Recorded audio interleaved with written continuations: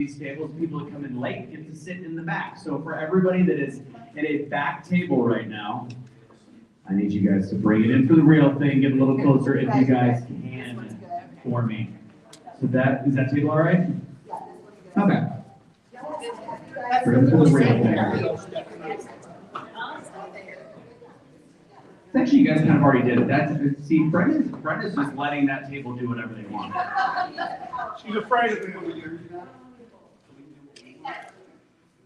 All right, sweet action. Excellent. Well, as we start to move and as we're shifting around, I'm Anthony Russo. I'm going to be the MC for the day. We have got some phenomenal speakers, some that you know, some that you've never heard before. Throughout the day, the theme is obviously about being unshakable. Unshakable is a term that I think that you can look at in a lot of different ways. That's cool. Are you doing a selfie video of this? That's awesome. I'm not gonna lie, your mustache looks majestic. It's not very often I'm jealous of facial hair, but when you walked in, immediately. I was shook at the Unshakable event. I was shook at the image of your mustache. When it comes to being unshakable, you're going to hear a bunch of different stories throughout the day. Storytelling is something that binds us together. And when we've been through things in our life that have caused us to have to be resilient and AKA unshakable, it's the way that we persevere. And then by sharing those stories allows us to see something in somebody else that makes us recognize the things in our life that we should make it through. Now, yes, God? It's his mom. It's his mom. Obviously, I think a lot of people know. If talking about Unshakable, when James Van Der Beek, I know that's news, that's hot news right now, passed away yesterday. Very sad, and I appreciate the man that he's become. But when I had to realize what Unshakable is when I started bringing it up, and I brought up Dawson's Creek, and I brought up Varsity Blues, and people that are old enough to have children looked at me like they had no idea what I was talking about. You start to feel real old in that moment, and I had to be unshakable myself and resilient and say, I'm not that old, it's okay. As I'm walking around with a slight limp because I now know what a corn is on the bottom of my feet. I don't know what happened between 30 and 43. It just was in the blink of an eye. So this event is put on by a gentleman by the name of Toby Potter. I'm going to bring up in just a second, and we're gonna give a little rundown of what we got going on today. But his whole theme is about being unshakable. So today, as unshakable is the word that we will be carrying with us, taking us to this evening, and then even tomorrow for tomorrow's workshop that he's got from 9 to 12 that is part of this. If you attend, I will be there, and I look forward to seeing you there. So whenever I say unshakable, and I look at you with a deep stare into that beautiful bushy mustache, I want you to respond with, yeah, I was going to say unshakable back, but he said yes, sir. So how about, I actually kind of like that. So if I say unshakable, you say yes, sir. Can we do that? Can we do that as well? You think that I like you. Who paid him? Ready? Unshakable. Yes, sir. Unshakable. Yes, sir. Toby Potter, get up here. Ladies and gentlemen, give it up for Toby Potter.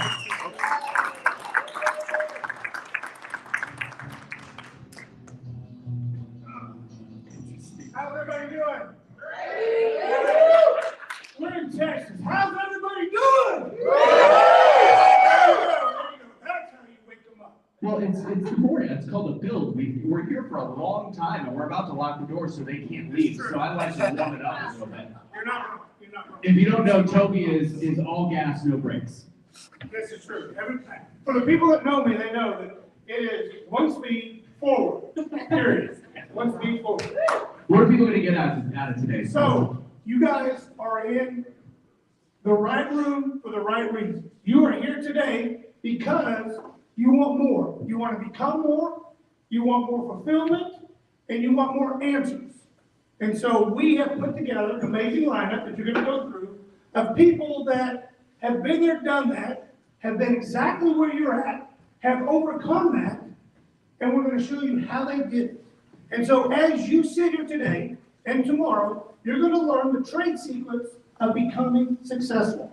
Now, something that I will share with all of you, I tore my rotator cuff a week ago. I thought it was just for No, 2 looks. weeks ago. It's just for looks. Yeah, had surgery last week. I'm not on any pain meds because I wanted a clear mind. I wanted to be able to be me here on stage for you. You guys showed up, took time out of your day, I just scheduled to be here, and I wanted to fully give you 100% of me. So I'm not gonna be on fire like I normally am, trust me. But I'll be really close. I'll be really close. But you're gonna get a lot of information. You're gonna get inspired, you're gonna get motivated, but more importantly, you're gonna get educated. Because Zig Ziglar says it better than anybody else. Motivation without information and education is just frustration. And you have been motivated, you've been inspired, but you haven't been educated, and you haven't been given execution. And without execution, you can't achieve anything. Without action, nothing happens. Today, we're going to share with you individuals who are stuck in situations just like you were, wanted information, wanted understanding, wanted clarity, and how they overcame it. And we're going to be here all day long, sharing those stories, helping you get clarity on where you go to the next step. Absolutely, and just to give, because you want to give the rundown, yeah, can I get it? Unshakable. Woo! Yes, sir. There was confusion with the woo and the yes, sir. You got them amped up, but we have to keep them educated. Unshakable. Yes, sir. There we go. There we go. All right, so this morning, the speakers we have before lunch, we've got some amazing speakers. LaDonna McAbee, we've got our panel of the BTBY, the Becoming a Better You group. Manny Aragon, Santos Stevens, Randy Goodwin, Todd Colts, and Raphael Posey is this morning. So that's what we got before lunch. So wide variety of people from all different walks of life. Yeah, and all different stories. And all different stories. This is the kickoff. This is the first event of several of these events with Becoming the Better You and what you put together with Brenda. Explain the big plan, because again, the first event is always the hardest. So thank you guys also for being here. I appreciate that. It's a great way to start, especially in both of our hometowns for the most part. So what's the overall plan of this tour? So this tour is kicking off today, going nationwide. I think we have roughly 42 stages that we're going to be on over the next 12 months. International, so we're going back to Africa, potentially Pakistan, Dubai, and maybe London. But the whole plan is to continue to help individuals achieve everything that they've ever wanted out of life, their business, their dreams. Every one of us as entrepreneurs became entrepreneurs for a lifestyle that we dreamt about. But 90% of us get stuck somewhere along the way and can't get out of that. So this tour is to help every person that we can understand their true potential, their true calling, their true commission of achievement and how to get there. Number one, becoming unshakable. Never allowing a torn rotator cuff, a traffic jam, or anything stop you from the commitments that you make. And those commitments are business, family, future, all that. Most people find excuses, reasons to not do something. We have over 300 tickets sold today. These are the people that said, I'm showing up because I want more. That's a commitment. That is a choice that was made that said, I'm serious. So this tour is all about finding those people that are serious and helping them achieve everything that they've ever wanted out of life, their business, their family, their future. 100%. You're going to milk this shoulder thing for a while. I am. Angie, he's milking it. Yes. So before we go to start this, I want to give one more slogan that is from Browning. You know, he said, come and grow with me. The better is yet to be. Come and grow with me. The better is The yet. better is yet to be. Absolutely. Heard melodies are sweet, but those unheard, they are sweet. Do we have a slot for him? So, so Thank you very much. So come and grow with me, the better is yet to be. yes, Right? yes. I love it. I love it. I love it. My short-term memory, that's going to be a struggle. I'm going to need you to write that. This is why I carry paper. This is what Robert Browning he said that whatever we have achieved, it's good, but still, More to come. it's still. More to come, yeah. More to come. Absolutely. More to come. Speaking of more to come, we're going to start with the panel. Before we get kicked off, is there anything else you want to start the day with? No, I just want to thank each and every person that's here. You guys have already made one massive decision to be here because you want more. So one of the things I will tell you, that clapping is free, cheering is free, hoorahing is free, so nobody's gonna charge you, so do not hold back. We need the energy, I need the energy from you to keep this going. Thank you very much. Do you, hey, Jason, do you happen to have the chicken dance song? Just out of dumb curiosity. No. Dang it, I figured you do weddings. Before we get started, I would actually love, before we do our first panel, we're gonna set this up. Play any song, and what we're gonna do is when you stop the song, Jason, and people are gonna walk around, and you can go back to your table at the end of this, but I want everybody to meet a couple people, meet 3 people, say where you're from, what you do, and what your name is. So everybody stand up, stand up, stand up, stand up, and when strut face up. Hold on. Jason, turn me around. From here?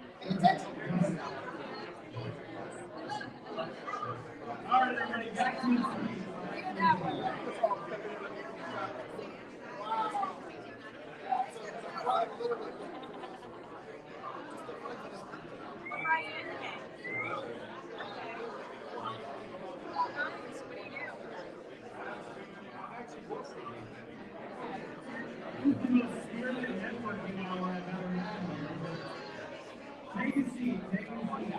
Bring it back, bring it back. This whole year, all It's a friendly group. Most people are allergic to this usually.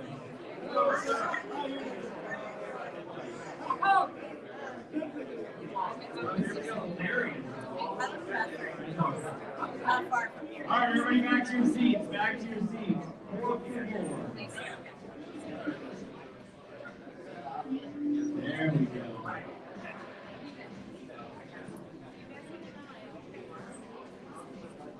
All right. We're not in Austin, so.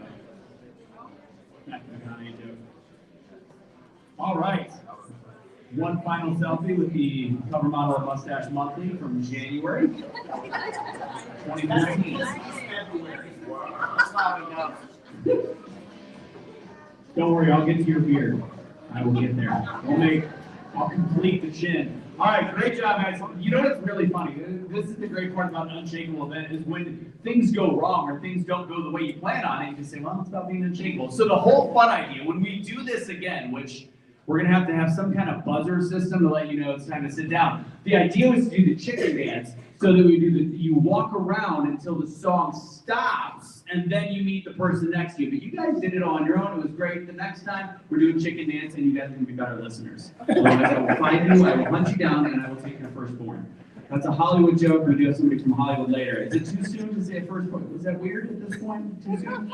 Sick puppies. Hope nobody's on the list in this room. All right. No? All right. We have a panel of all the Becoming the Better You group that are going to come up here, and we're going to talk a little bit about what being unshakable means to them. And this is part of the group that has put these events together all the way from digital to in-person. For the last 5 years, they've become just an absolutely phenomenal team. And the reason why we're able to focus on 42 stages this year is because of the growth of this group. And the addition to some new teammates as well. So I'm going to go ahead and just let them introduce themselves when they get up here, but I'm going to go ahead and page them to the stage. We've already got one. Brian Ramey, come on up. Give it up for Brian.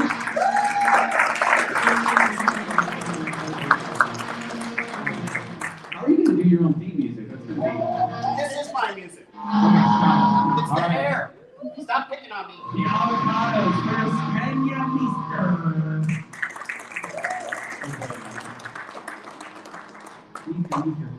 Johnny Avocado. Part 2 of the avocado plant. And last but certainly not least, he's in multiple places at one time, ladies and gentlemen, Jason Antelek.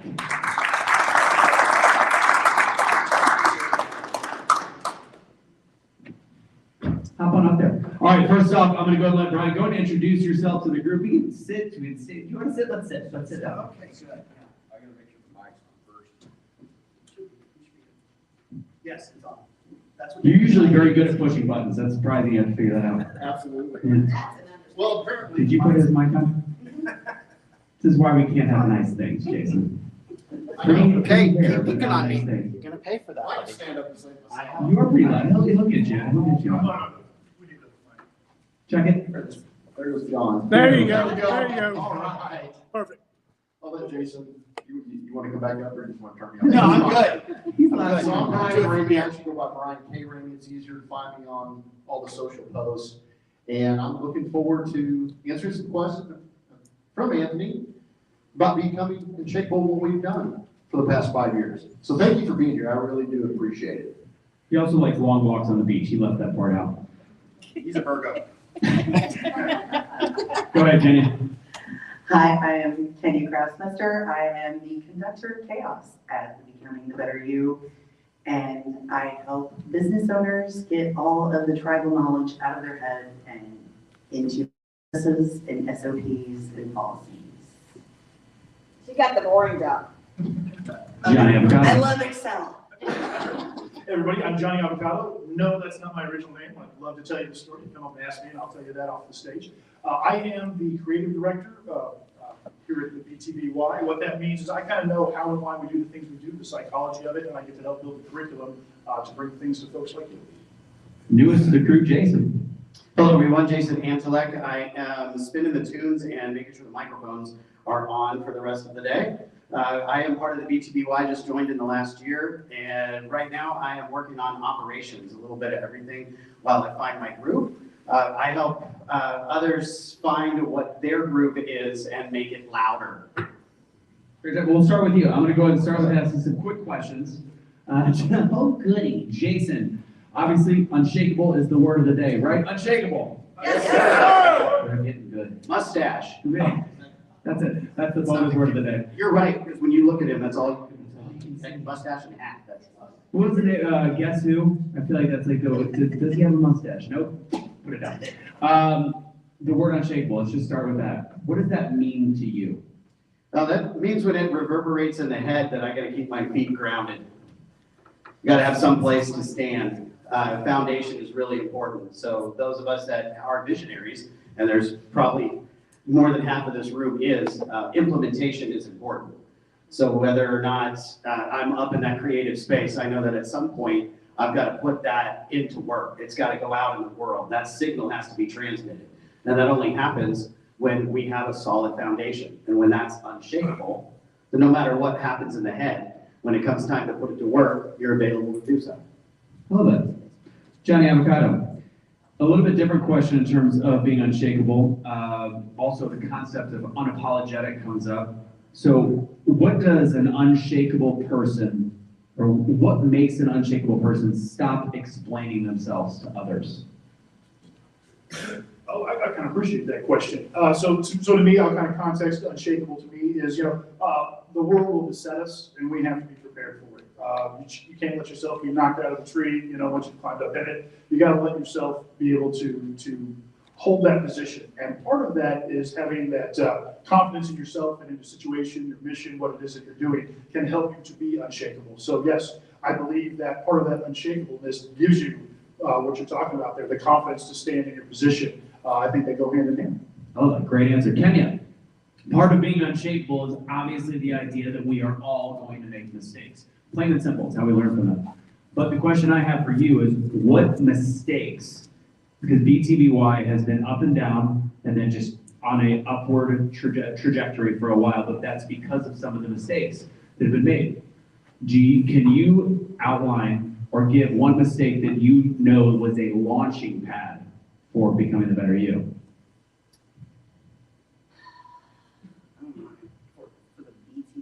Or for you, I mean, you've been, it's part of BTBY is you. So something that you've been through in your life, a mistake that you have learned from exponentially. Thinking I was unlikable. Ooh. Because I have undiagnosed ADHD and some other things that in my past went on, I would wander around, and if I went into a crowded room, I would be like, I hope one or two people like me. And now I wander into a room and go, who am I going to make friends with?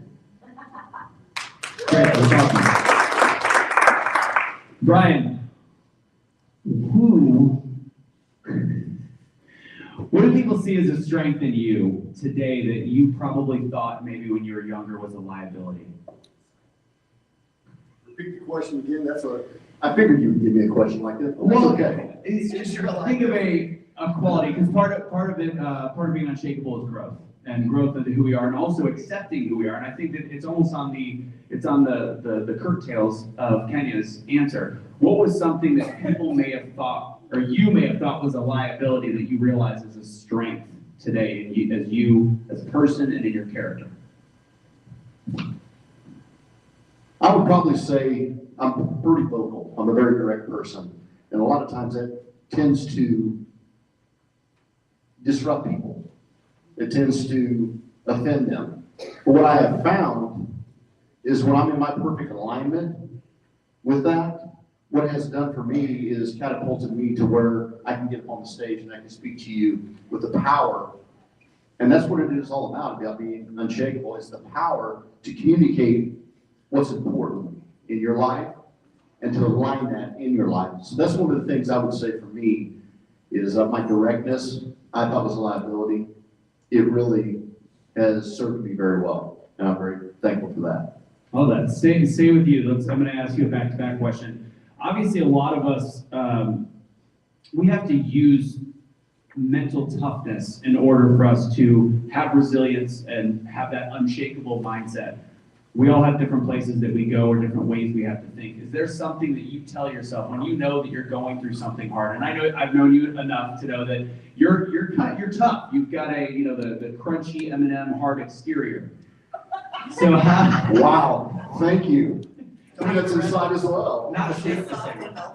But when you have to deal with something and you know that something tough is going on in your life, what do you do mentally in order to put yourself in a position to overcome? before, I would just go listen to music. And that would be one of my places, because I like to sing, and that's kind of my center. However, now, deep breaths, focusing on my peace and my alignment has really served me well when something is starting, what I would call irritating me, or getting me into a position where I want to lean forward into you, the nice way. So I would say now it's just not just music, but it's actually breathing and keeping my peace and alignment is at the center point. Oh, that. Definitely you can tell who you've been dating in order to find that zen if she's watching Well, online. he's right now. trying to get me off. He's trying to get me to be direct. And you guys are going to see it in a few minutes. Kenny, this question is actually going to be for everybody. When the going gets tough, what do you do in order to shift your mindset into that place where you show off your mental resilience, at least to yourself even? I remember where I came from. I remember being in corporate America and not feeling like I fit in, and now I get to do what I do and be a BA every day and do it with integrity and not have to worry about corporate rules. So essentially gratitude for where you are and where you've come from. And if anybody needs translation BA, I will say it means badass. Brenda is ass allowed. You can say that. Is there a limit on that? So ass is, You're out of limit. I'm out. Okay, so Bree said, okay, all right, just checking. Blew it on the panel. Look at the first thing, man. The other two didn't count because I was asking for permission. Johnny Avocado, same question. What do you do to flip that switch? Oh, what do I love this question, actually, and that's one of the reasons why I'm a member of the Becoming the Better You. One of the things that I know, one of the places that I struggle is, man, there's things that I'm just not good at on my own. And when I get around people of a certain mindset, people that are active, people that are doing things, it makes me be a better person. And one of my favorite things about being part of BTBY is that we're not competitive with each other, we're cooperative with each other. There's what we call a cooperation, a word we stole from the first Lego League. And that means although we're competing against ourselves, we're cooperating with each other. And that is what I do when when I'm having a struggle on my own. I go get around people and the places and the things that make me be better. And the BTBY and a group of people like this is exactly what I'm for. Great answer. Jason, you've dealt with a lot of chaos. I know you've worked in different publications. You deal with a lot of different personalities, and then mix that with obviously dealing with technology. You have to go through a lot of different things you deal with. There's obviously something that comes in order to stay cool, calm, tempered, and unshakable. What do you do to flip that switch? Tolerance.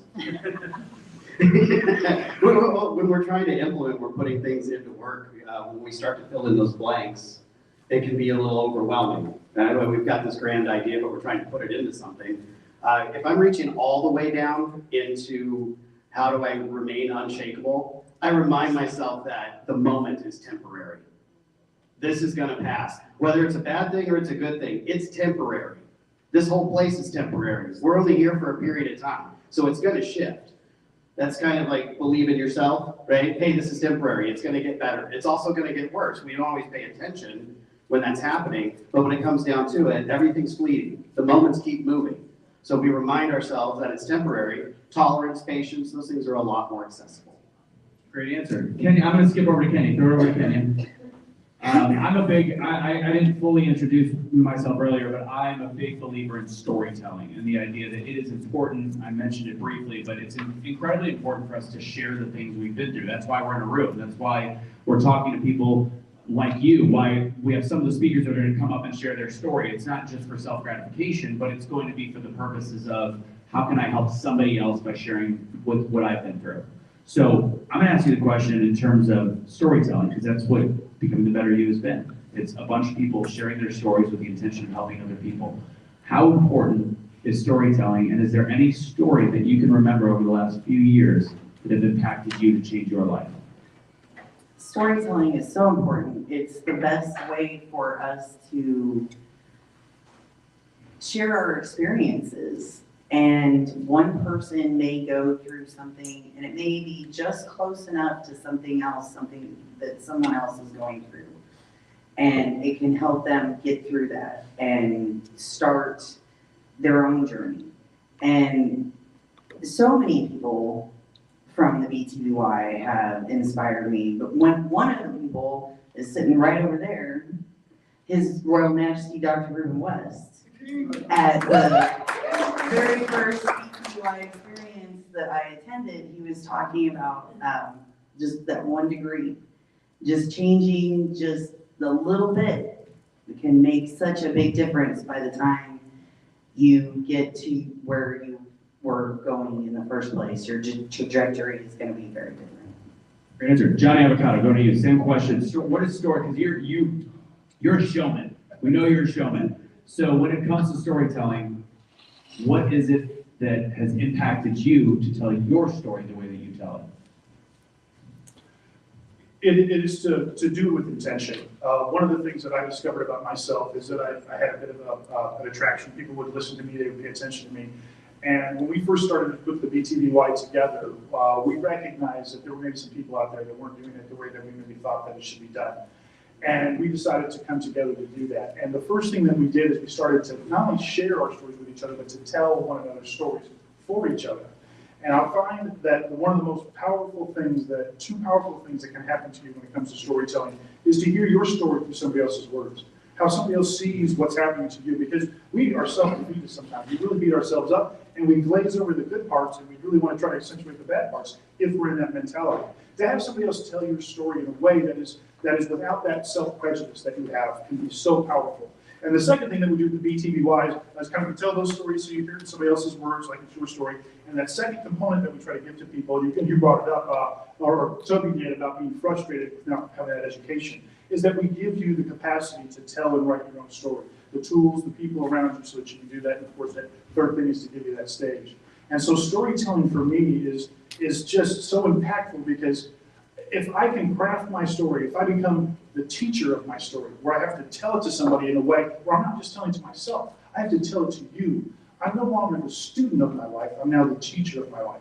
And all of us that have ever been educators, you understand the material in a way that you never did when you have to explain it as a teacher. And so one of the first things that we do for everybody is we ask them to go through our speaker course. Whether you're going to be a public speaker or not, the thing that it does for you is it teaches you the craft of becoming the teacher of your own story. And you see a thing in yourself that you never would otherwise. And of all the psychology that I thought I knew, I was blindsided by how powerful that was when I came to the BTBY and saw it in action. It's just phenomenal. Absolutely. And honestly, and there's a couple people that I know have been through the speaking program with Becoming the Better You and with me that's kind of part of the same scenario, same situation.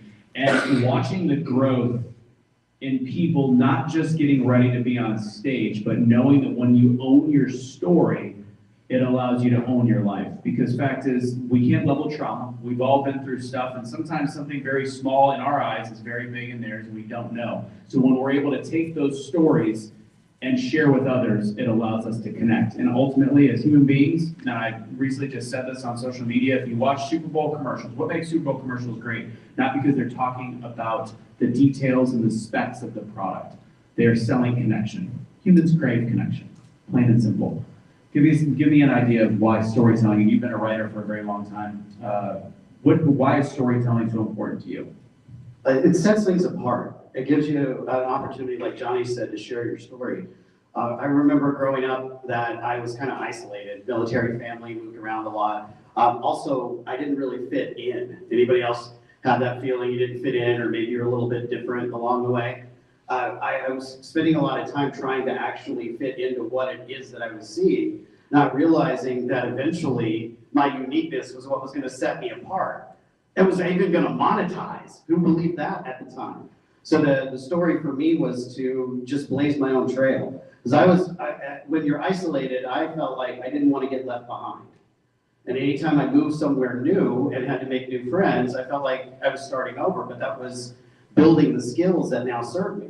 So the pathway, instead of worrying about whether I fit in or what the problem was being unique, is actually what's getting me paid now. It's the reason that I'm willing to share and be vulnerable, because we've all had some of those feelings along the way. And if I'm blazing the trail, then I'm not worried about what other people are thinking.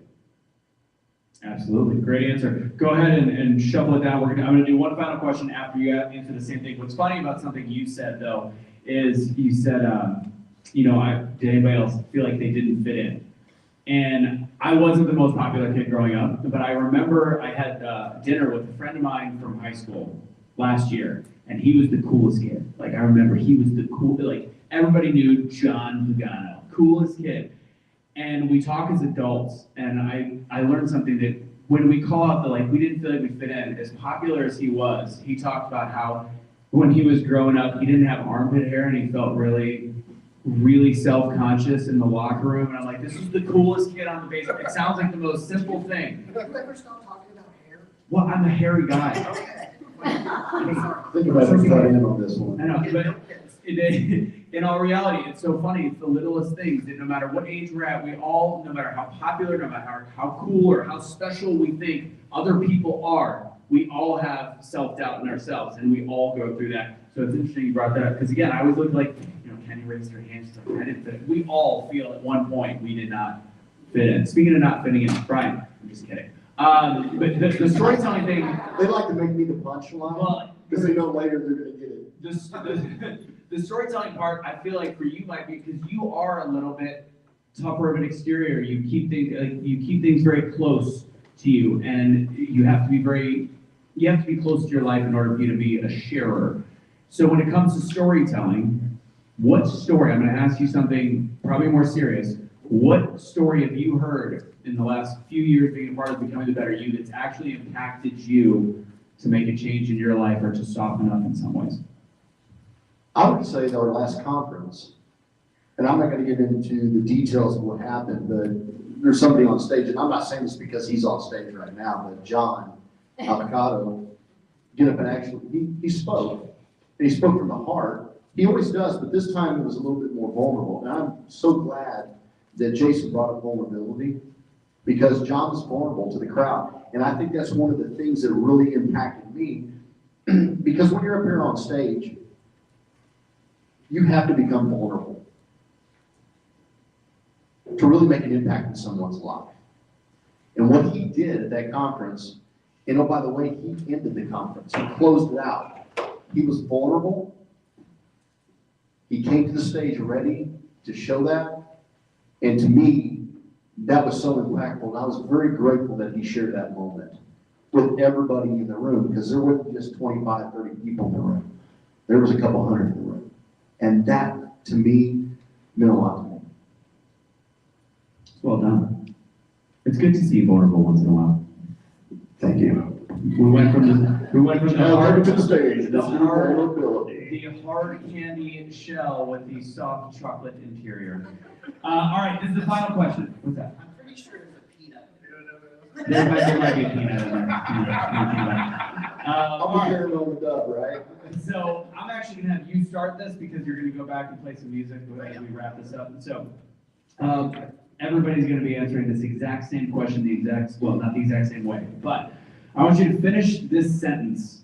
I became unshakable when I stopped what? Worried about what other people think of me. And started. Speaking about it? There you go. Really, because once I stopped worrying about it and realized I was just doing my own thing, so is everybody else, and we're all a lot happier. What do they tell you? Be authentic. So just be you. Stop trying to be somebody else. It just makes you tired. Ladies and gentlemen, Jason Ansley, give it up for Jason. You have a button? God, technology. You can stay here. We can apply it later. We don't have an empty chair on this. I'm apparently, well, I think we've run it back. Apparently, I'm 2,000 and late. So, all right. Same question. Finish this sentence. I became unshakable when I stopped what? When I stopped living in the past and started living in the future. There you Absolutely. go. Great answer. Great answer. Kenya, same thing. When I stopped feeling like a sidekick and realized that I was a superhero. I don't know that I can really finish this one, because that was a really good one. I like that a lot. Wow.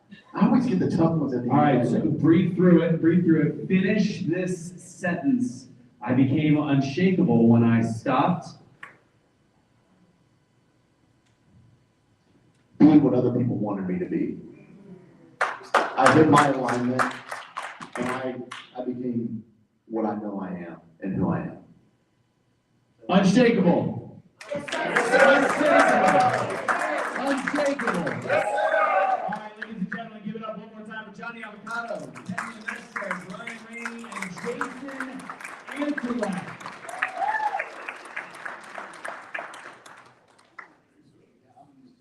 Using the stairs.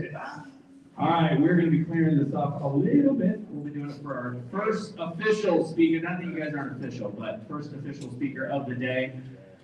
Hold on, are you gonna? Thank you, sir. Gentleman and a scholar and a chairlifter. All right, we're going to get right into it. How's everybody feeling? Feeling pretty good? We'll go ahead and give it to where's Ladonna? Oh, there it is. There she is. Go ahead and have her hold that. Is everybody doing pretty good? Get anything good from that last session, that little bit, that warm-up panel? Good. All right. If you're ready for our hey, Toby, can you give me an unshakable yell? I feel like they listened to you very well.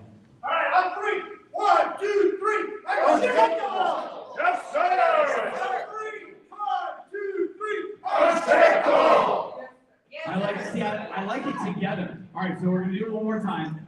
Everybody's gonna yell unshakable and then answer themselves, like we have multiple personalities. Okay? So we're all gonna yell unshakable when you say 1, 2, 3, and then we're gonna say yes, sir. 1, 2, 3. Unshakable! Yes, sir! It's complicated. What are you laughing at? I see you back there. All right, we're ready for our first speaker. When they come up, I want you to get incredibly loud. I want you to make it feel like this room has the full 300 tickets in it, and all the people, all the noise. So ladies and gentlemen, our first official speaker, she leads with a warm smile, a little southern charm, tough love, 40 years of success in entrepreneurship. Ladies and gentlemen, give it up for Dr. LaDonna Magame.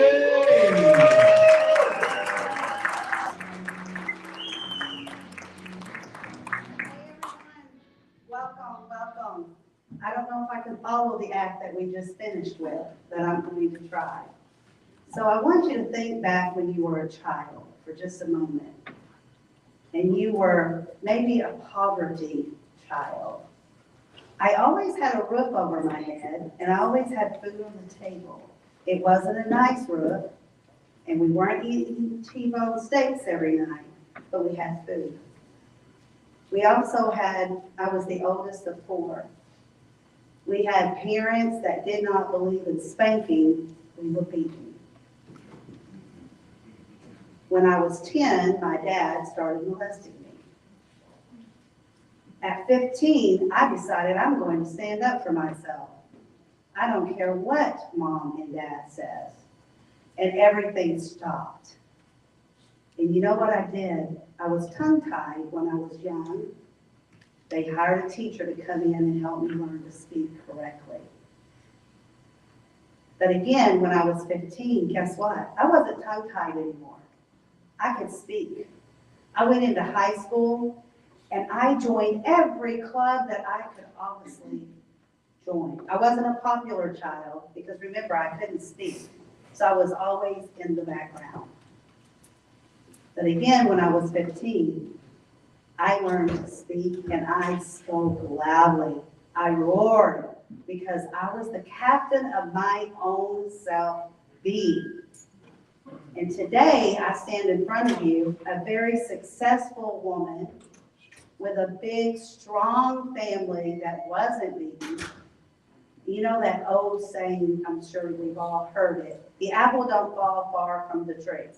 Well, believe me, people, I ran way far from the tree and never returned. And never returned. As a successful woman, I'm here today to teach each and every one of you something before I get off the stage. I love to teach people how to connect, network, and collaborate. Now, usually when I sit down with someone, they'll say, I know how to do all those things. And then we start digging in and we find out You really don't know how to do those things.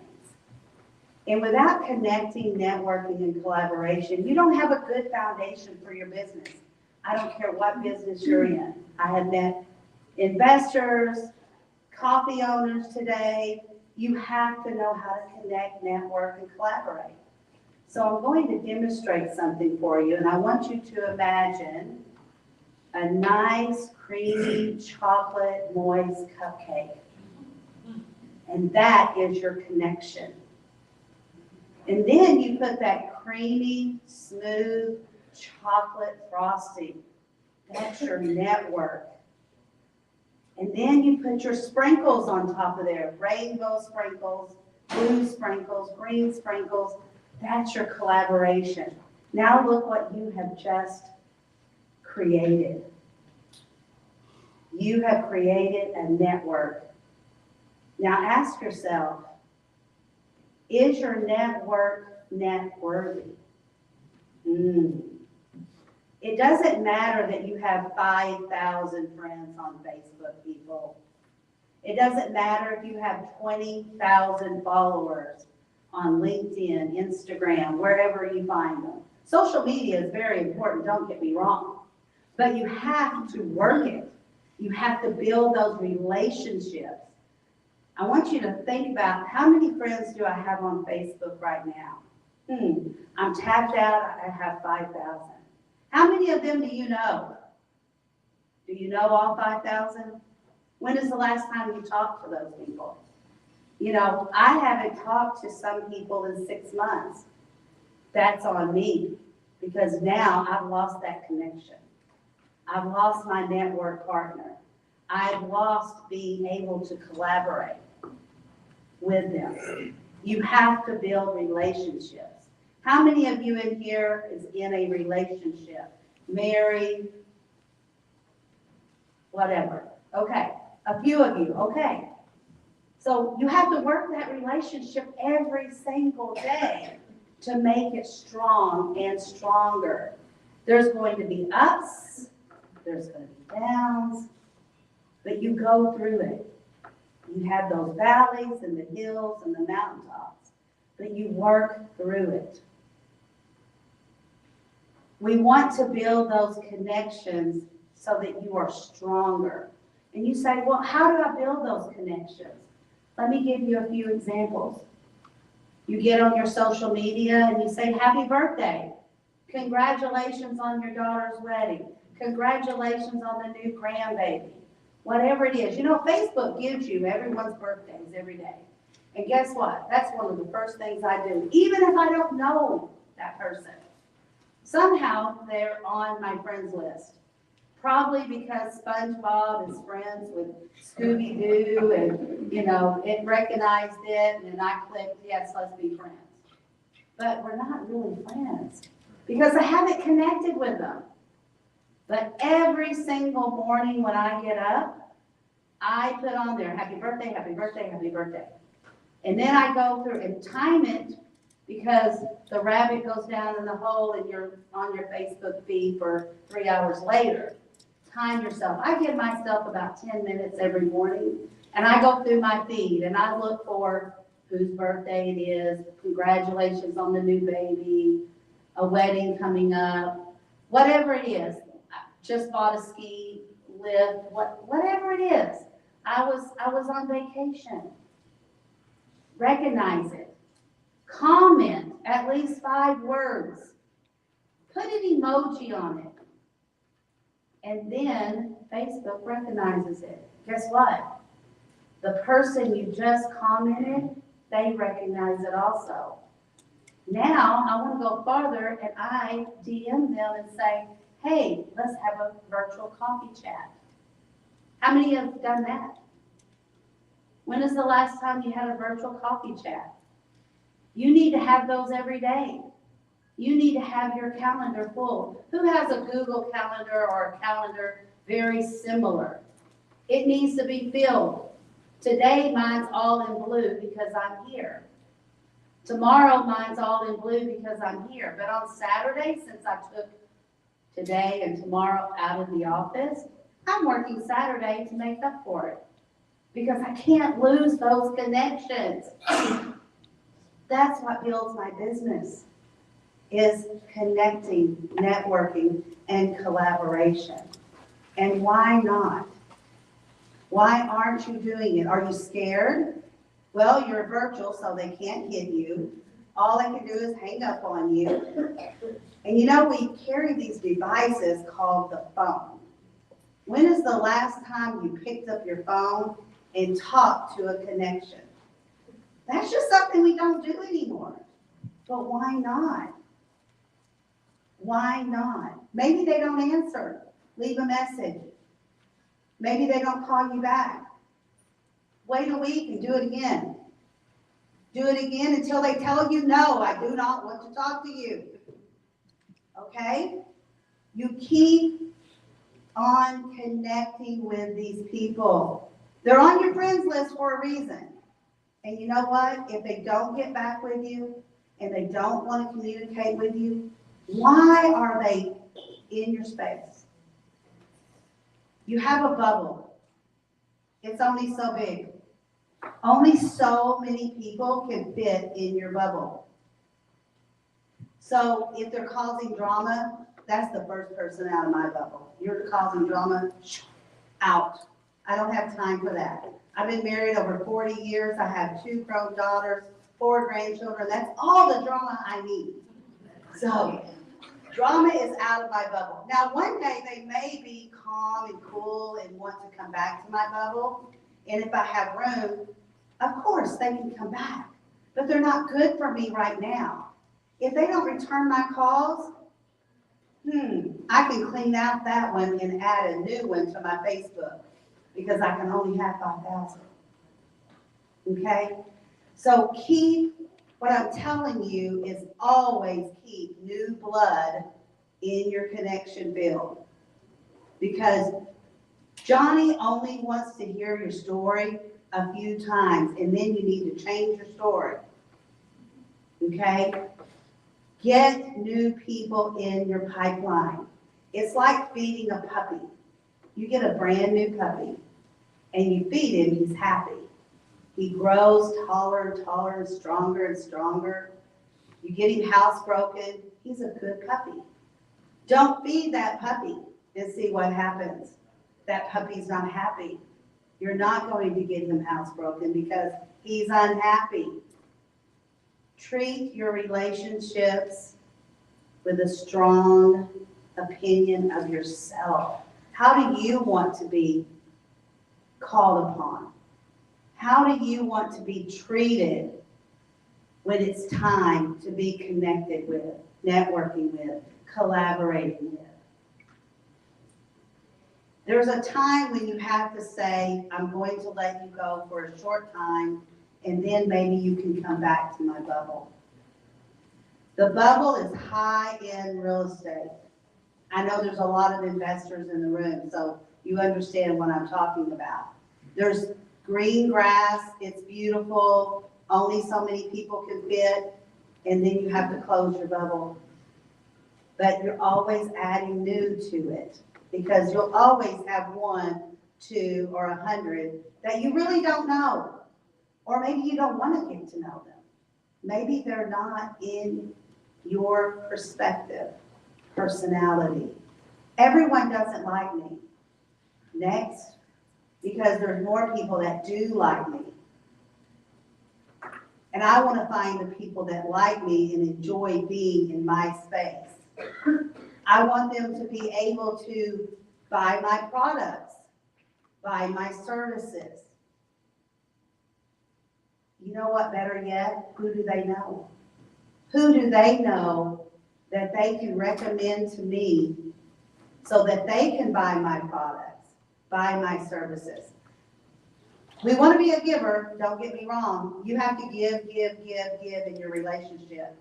But we all know what we really want. Let's get to the bottom line. We want to sell you something. We want to sell you a service, a lipstick, vitamins, a program. Join my membership. I mean, I'm always looking for that. I'm always looking for someone to buy one of my packages.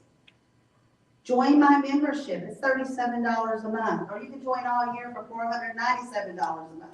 I've got it down. That's what I want. But I know I have to build the relationship first. You don't want to be salesy. How many of you sometimes feel salesy? We all go through that. Build the relationship. If you build the relationship, you don't come off salesy. You come off of giving information. I'm giving you information today. You get to do with it what you want to do with it. Maybe you want to get with me at the end of today and talk about something that I talked about. Maybe something really affected you, or you want to know more information about something. Some of you will never want to talk to me, but I'm going to call you anyway. I'm going to get on social media. A matter of fact, my VA has probably already contacted some of you in the room if I have collected a business card and said, thank you for meeting with me today. There's nothing wrong with that. That's not salesy. That's building a connection. I'm trying to get a connection with Courtney, John, Paul, whoever their names are. I want to get to know them. When is their birthday? Where do they live?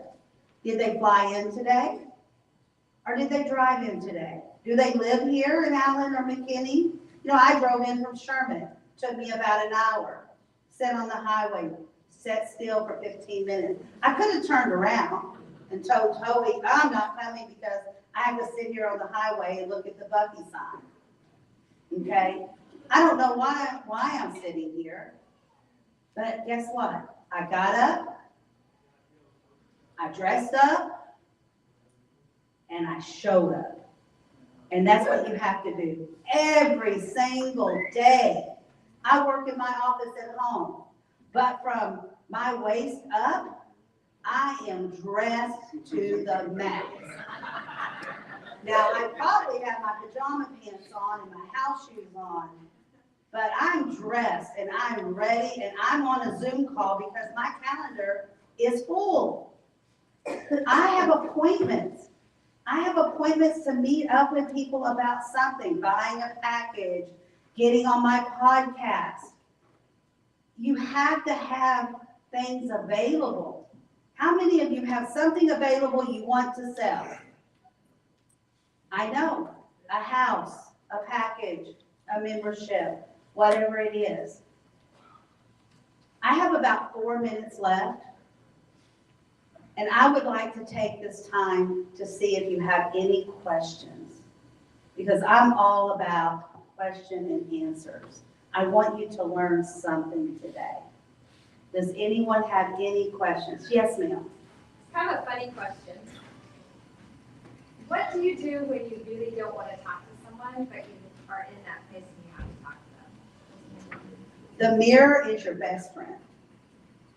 Go get your lipstick and draw a big circle on your mirror and leave it there. Every morning you get up and you smile at yourself. You can't keep from it because you've got this big red circle with a smiley face on it. And you say, I am going to talk to SpongeBob today because I want to. Not that you need to, because I want to. I want SpongeBob to be part of my circle. I want him to be in my bubble. I want to get to know his birthday. I hope that helped. Have you got any tips or tricks that would help me connect with somebody on Facebook that's not answering back to me? Yes. You have to go to their feed, and you have to start communicating through the feed. On Facebook, you want to love it. Don't like it, it doesn't do any good. Love it. And then start commenting. 5 words and at least 1 emoji. I do 3 emojis. I don't know why, it's just something I do. But at least 1. Start communicating that way. Then you're going to send them a message. Okay, they don't communicate with you again. You know, there's a little telephone button on Facebook. Click it and it calls them. It's amazing. Sometimes they pick up and sometimes they don't. And you want to keep doing that about once a week and then go like every 2 weeks, every 3 weeks. But you're still commenting on Facebook or LinkedIn or Instagram. Don't stop that part of it. Yes, ma'am.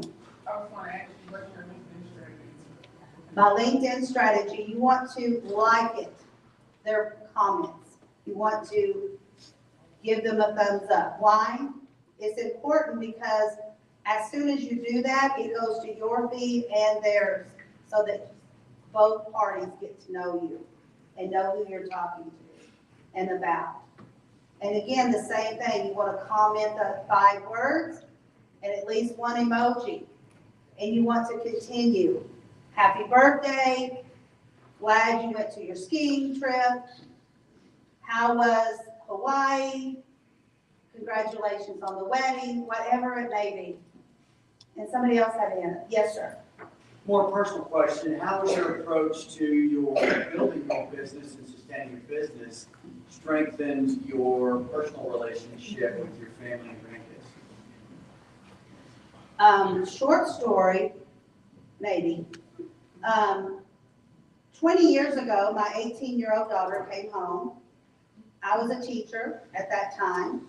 From college, she came home on a Super Bowl Sunday and said, "Mom, I'm pregnant and I don't know what we are going to do."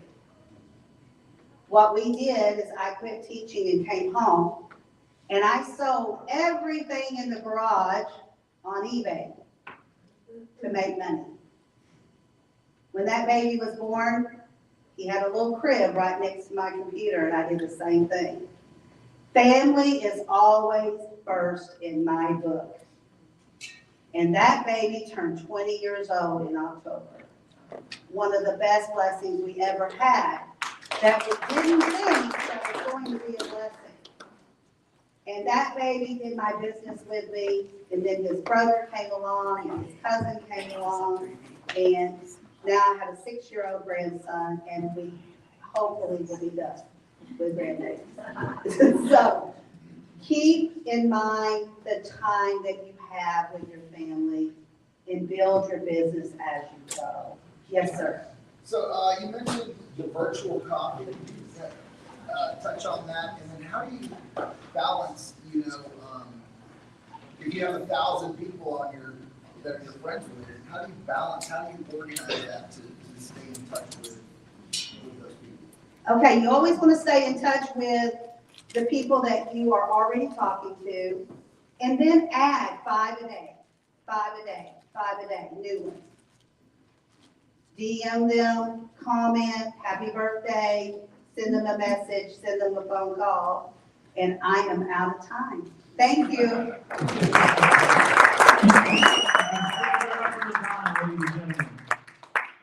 No problem, thank you. You know, I tried the method that you're talking about with the comments and then using the little telephone button. With Sydney Sweeney, it got me a restraining order, which is really awkward.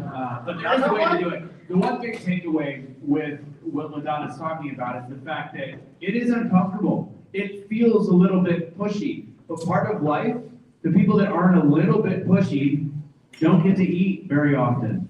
And honestly, the more the uncomfortable becomes comfortable and you can force yourself to do that, the better off you are, the more unshakable you become. You become unshakable. All right, here. And we're gonna do a giveaway. We are. We're gonna be giving away. But I'm loud. I'm not, You are loud. anybody that can't hear me. What? Right? No. Yeah. Unshakable. All right, here we go. Yes, sir. Yes, sir. My bad. Unshakable. Yes, sir. By the way, she was also talking about not wearing pants to meetings. You missed it. So what people don't know about Toby is he specializes in just wearing boxers on a Zoom. So if you're ever wondering what's going on down below, first off, it's not much, but it's awkward for everybody in the room. All right. Thankfully, I haven't been there for that. All right, we got the Unshakable Self. You can actually choose whatever book you want. Let's see, you do have 2 hands. I do. So the Unshakable Self, this is the book that launched this platform, that launched Becoming Unshakable. It's rebuild your life through mental, spiritual, and physical disciplines. Kobe. Mike got it. Three hands. Three hands. Hey, and here's a mic stand. Sure. To the battle worn, the bloody, the beautifully broken. To those whose souls have been scorched by life's fires, yet who still dare to rise from the ashes. To those who have fought wars in silence, carrying wounds to the world could not see, nor would not. To the warriors who kept walking forward, even when every step felt like betrayal, even when hope felt like a stranger. To those who have screamed into the darkness, only to answer themselves with another breath, another fight, another day. That's what this book is all about. So, we're going to give this book away. We're gonna do first this. Yep. We're gonna do a drawing. All right. I got it. There's only so many hands.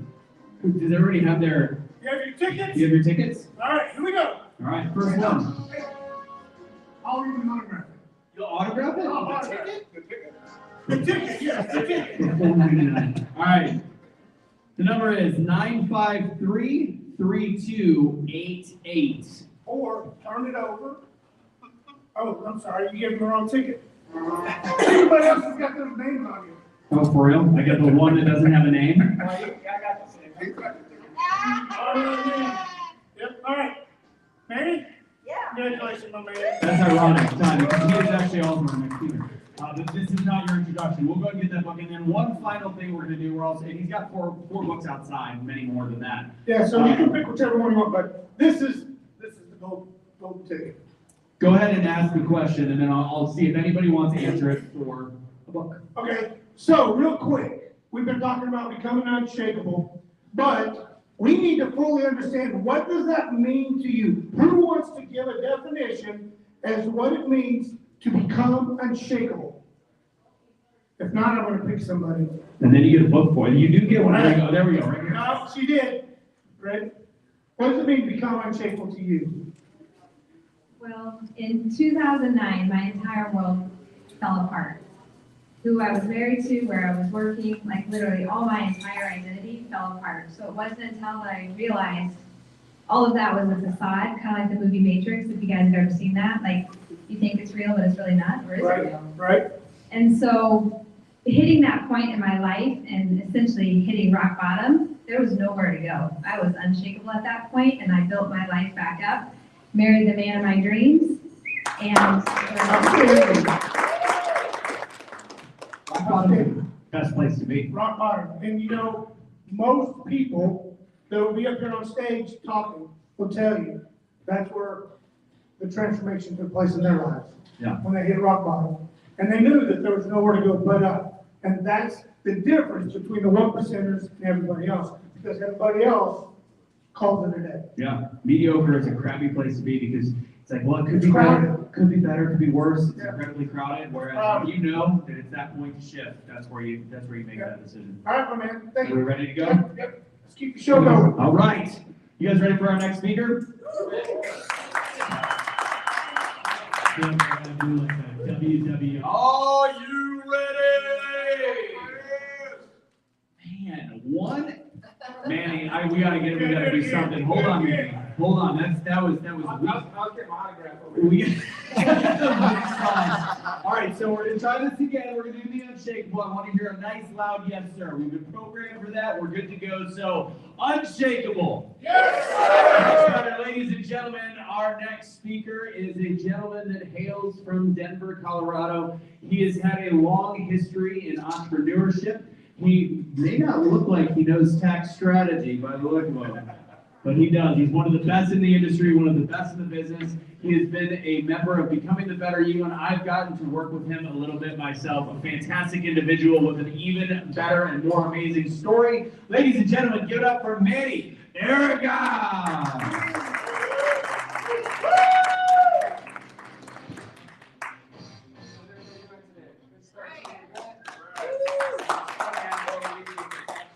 I'm sitting here all morning thinking about all the stuff I got to do when I get back home, and so I'm just like I got to be crazy to fly out of town at the busiest time of the year to come down to Dallas for something like this, but, you know, I think that's what leadership is about. So, I think as we kind of let life put us in a corner, it's easy to be so business focused. And that's what I was doing this morning, sitting there saying, you know, what's important? Why am I down here?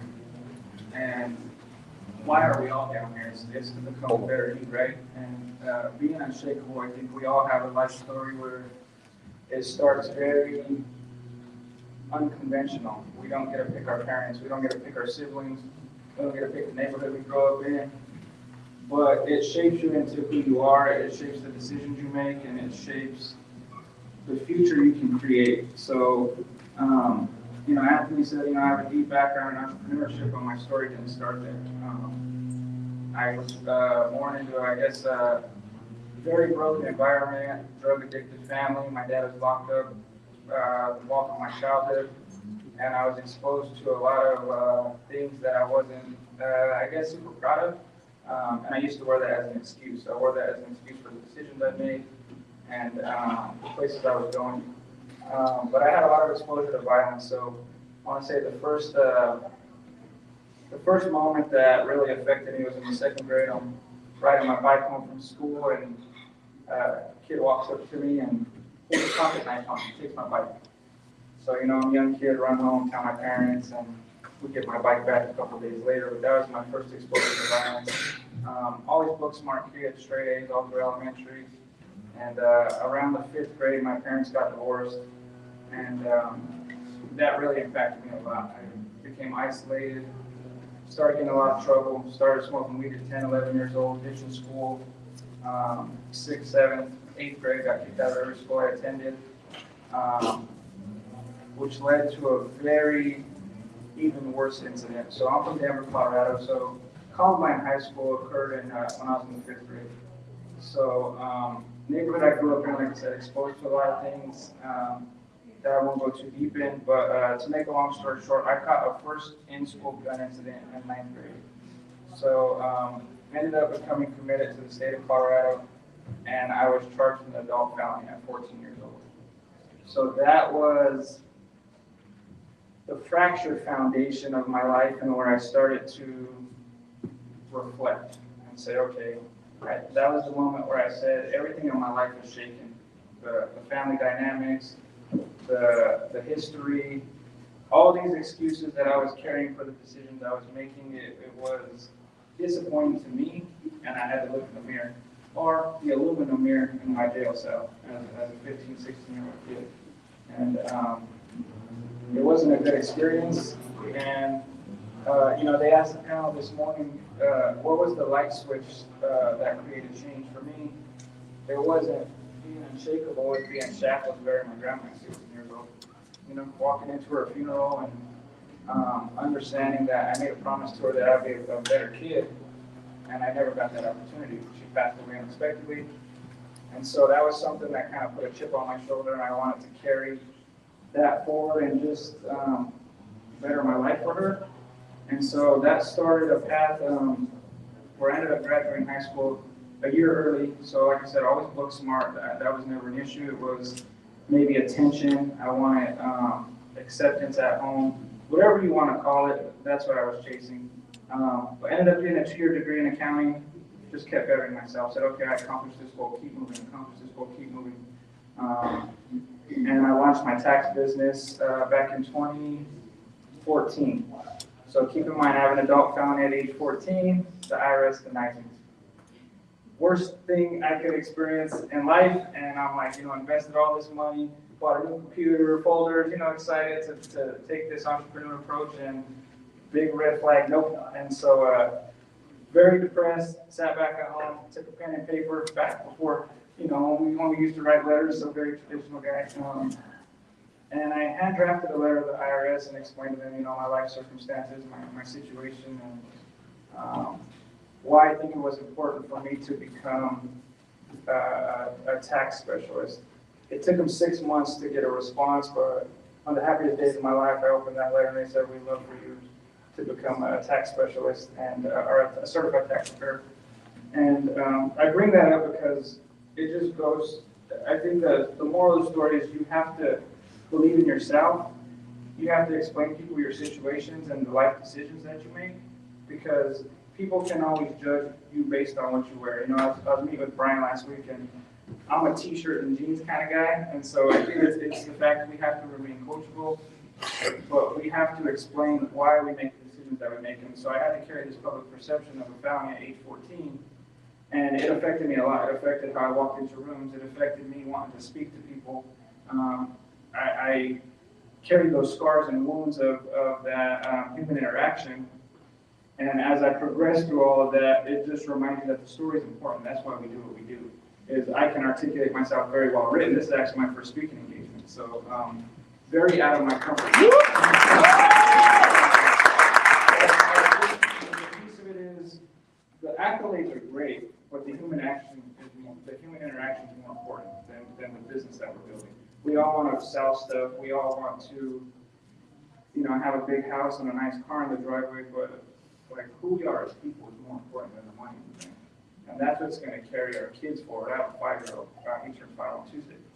And so I'm thinking about, you know, his birthday coming up, and I'm like, it's great, you know, he has a room full of toys, but, you know, I'm handwriting I guess a storybook for him to read to him on Tuesday. So, you know, I think that kind of stuff where the material things are great, but some of the happiest moments in my life was before I ever made any money. Was, you know, yeah, I was locked up as a kid, but having that hug from my grandma meant more to me than the cars I have in the driveway today. So, you know, I think resetting that human mind state of life has to be more valuable than the stuff that we're chasing. You know, so the mentorship and, you know, I love Toby's the Unshakable Investor. I was asking myself, you know, what are we investing in? Are we investing in each other? Are we investing in our future? Are we investing in legacy? You know, I like to write books. I have a book coming out in the next couple months, and the goal is not to sell a million copies. The goal is to leave my son a legacy that says, hey, yeah, your dad started off bad, but it didn't end that way. You know, it's easy to they say comparison's the thief of joy, but I think comparison is also how we sharpen each other. Because you've been through something I haven't been through, I've been through something you haven't been through. I may know something on a tax strategy that you don't know. You know, I told the team last week, you know, if I want to learn how to push a broom, I'm going to go find a janitor. If I want to learn how to speak, I'm going to surround myself with people who have done it before. So that's what investing in yourself means. Where, you know, is this out of my comfort zone? Yeah, sure, but it may, someone in here may change their life, and that's what it's about. So I think that's the goal of everything that I'm doing, and the accolades are great. I mean, if you guys want to talk taxes, I can do that all day, but I don't think that's, you know, my goal from this event. So, you know, I appreciate you guys giving me the opportunity to speak today. You know, Brenda, I appreciate Anthony, the team. And if you guys want to learn more about me, please feel free to come and chat with me.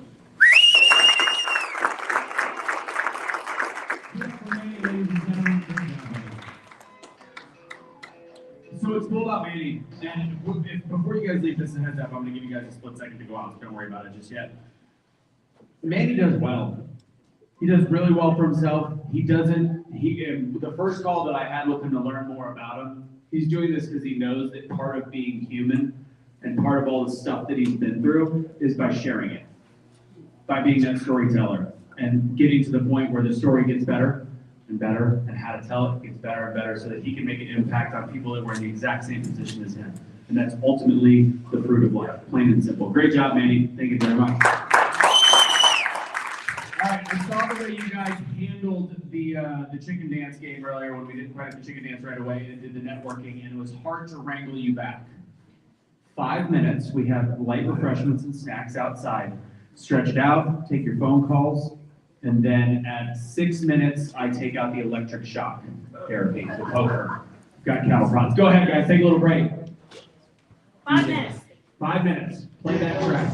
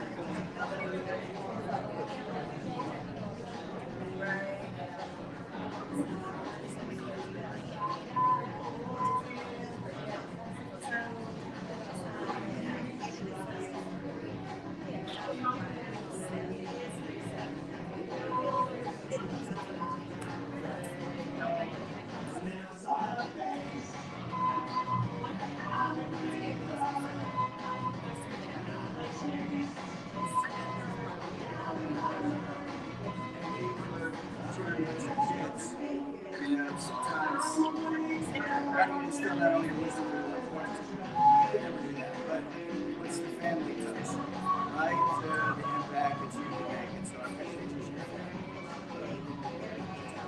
After you.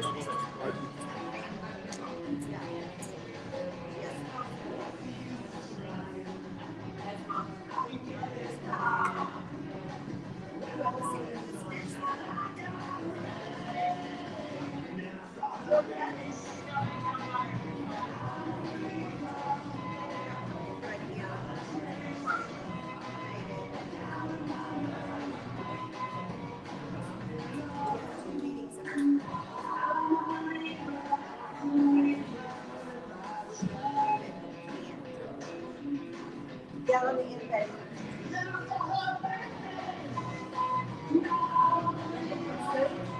Yes.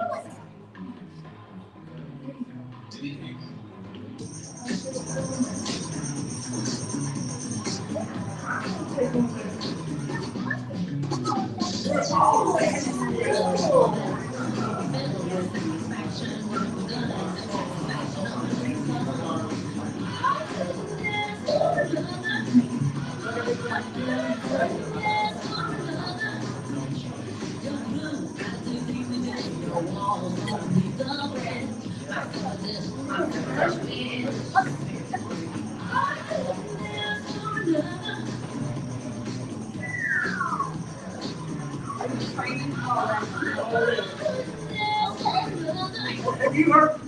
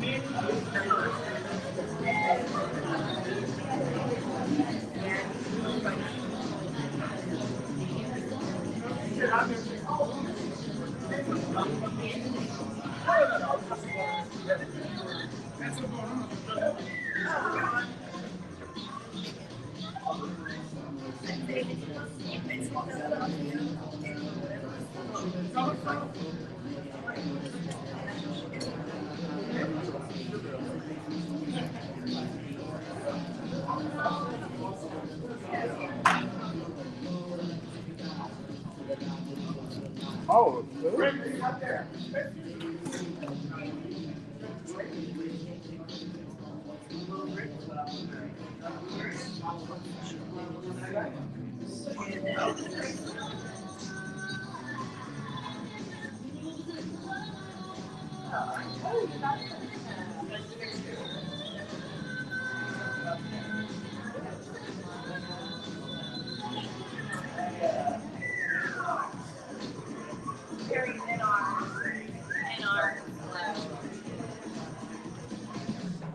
Hi.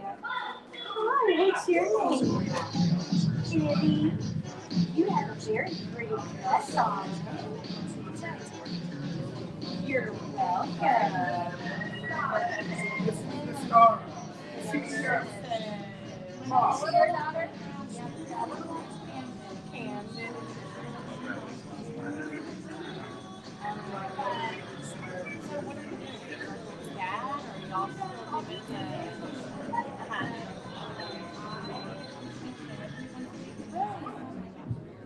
Yes, that's so nice. He's sitting right there with the glasses. Yes. Whatever. That is awesome. That is just great. I love to see how you're shawl. Yeah. So do y'all still have an office that y'all rent in? Or an Allen? Okay. It's actually just right down the street. Okay. Okay. So, yes. Yes. Yes. Well, do you work at his office in Allen? Or? Okay. Do you all have a team up there? Or? Yeah, pretty much everyone who works out of the office?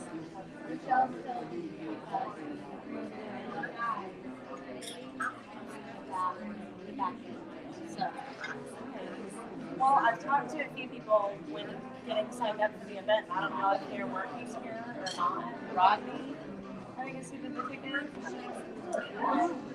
We have Randy, maybe? Randy, yes. We have Randy. Okay.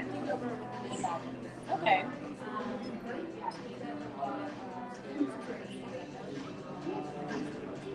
2 minutes. 2 minutes.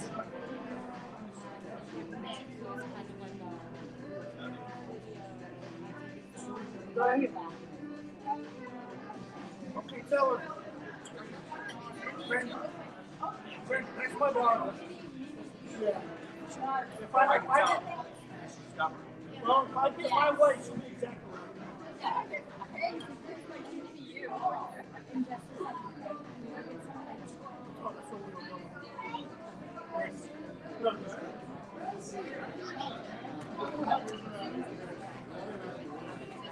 Yes, I'll definitely. No, 100%. I'll be here.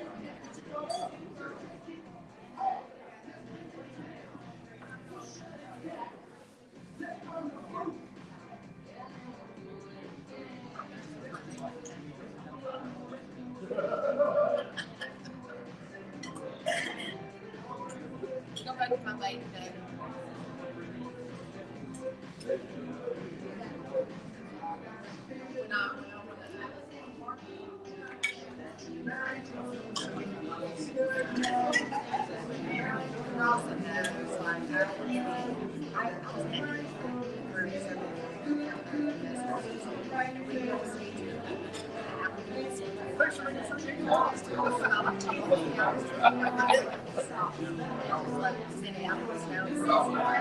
How old is he? He's 67, and I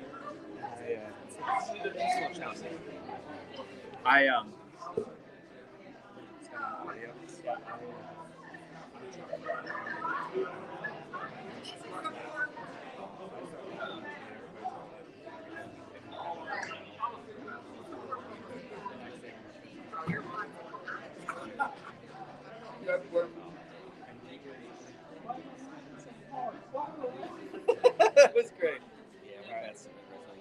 Yeah, you like fishing?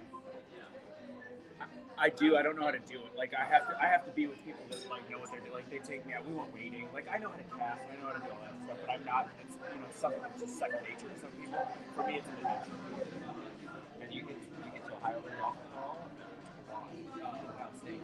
So I'm the MC for Fox Big Kickoff. Oh, okay. Social media. Yeah. So like stuff. I comment. I know. I do. Yeah. I gotta listen.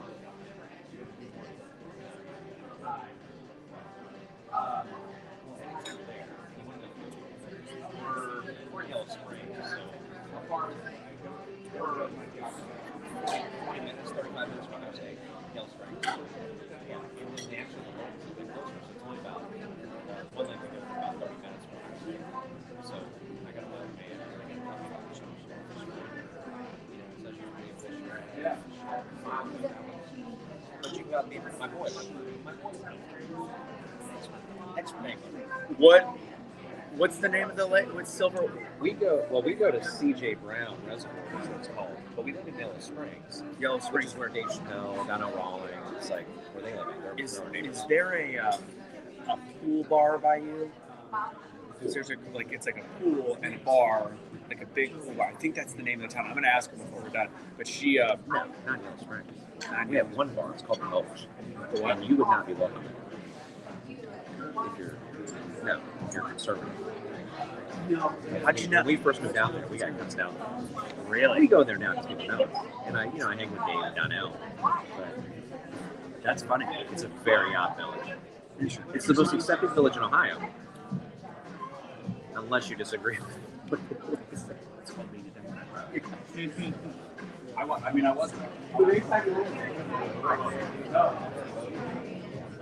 All right.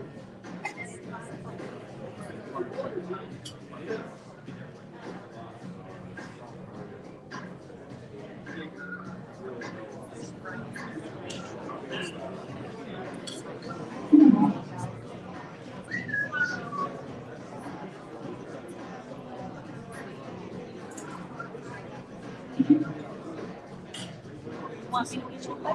What? Can I make you a plate? I'll get it.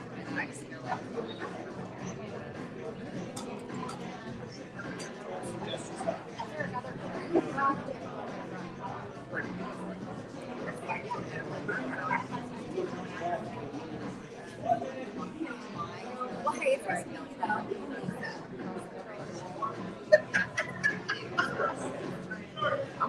I'm down.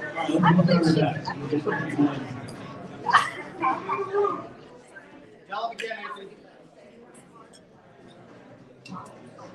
Get your tickets ready. Get your tickets ready. Is that my shirt?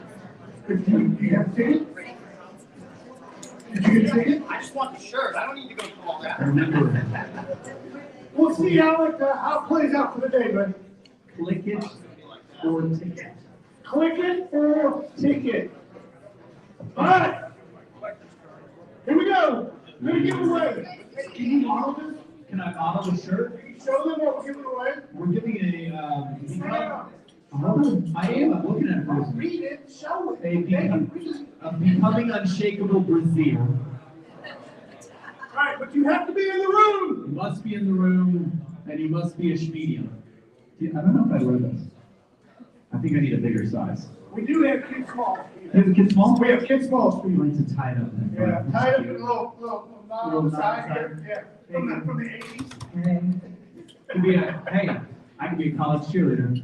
You already are a college I would have been a college I've cheerleader. seen you cheer at the stadium. Just like a month ago. True. Month and a half. I was so embarrassed. I had to unfriend you for the longest. You're out of the bubble.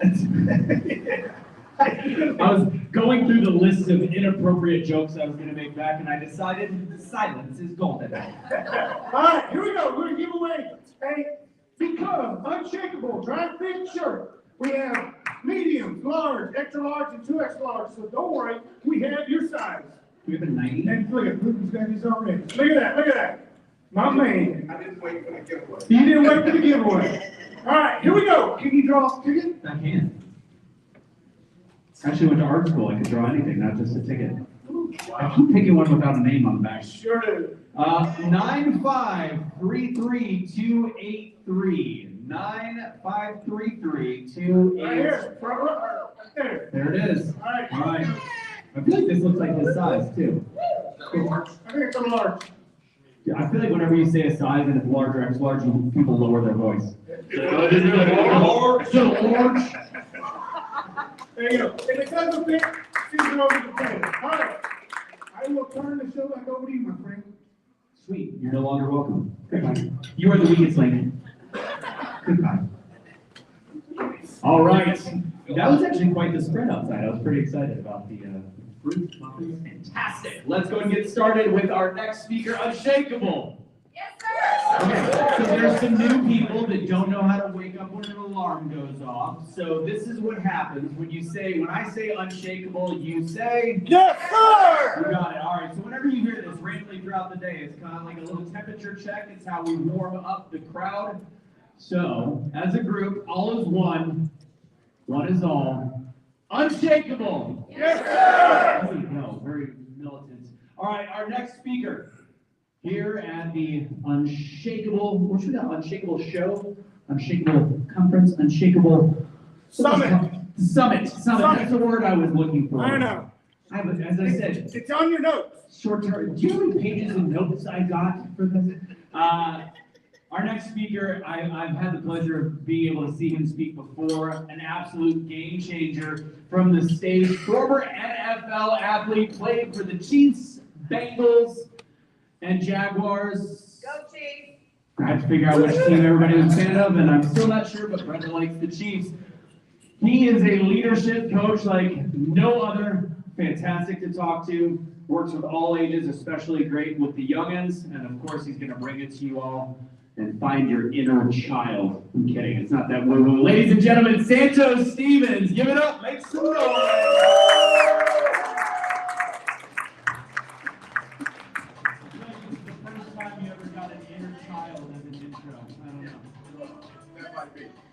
right. Let me help you out. Oh, okay. Thank you, sir. All right, for about 2 seconds here, I'm gonna need the energy to come up a little bit. There we go. I got a problem with being able to come in and talk about your business and feel real good about the day, but walk around and eat and do all the other little stuff that we're doing, and we're right here. If we're gonna be here and we spend the time to get here, I need to hear. Amen. Right? I had a coach, and he used to get us there by this. He would say, look, I need some false enthusiasm. Right? So from you guys, I need some false enthusiasm. Follow me, please. I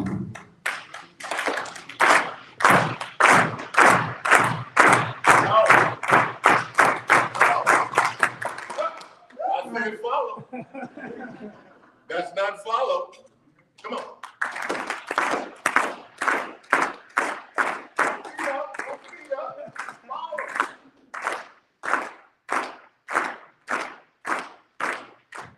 Hey, That's most of the room, there right? we go. That's most of the room. Good job. One more time, go.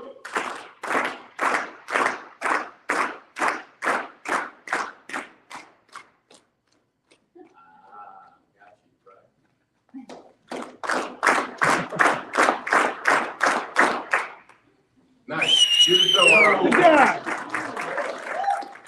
Here's the thing. We start talking about management, we start talking about leadership, we start talking about all of those things. I need you to understand that there's levels to this. Levels to this. We're sitting around and we're talking about this today, but when you go back to manage your team, to run your business, some of this stuff is very hard. Right? Let's be honest about it. It can be hard. Now, on a day like this, nobody wants to hear the hard stuff. It's always fluffy. It's always motivational. It's always, come on, let's go get them. I wanted to be that way too. But I gotta talk to you about the real stuff.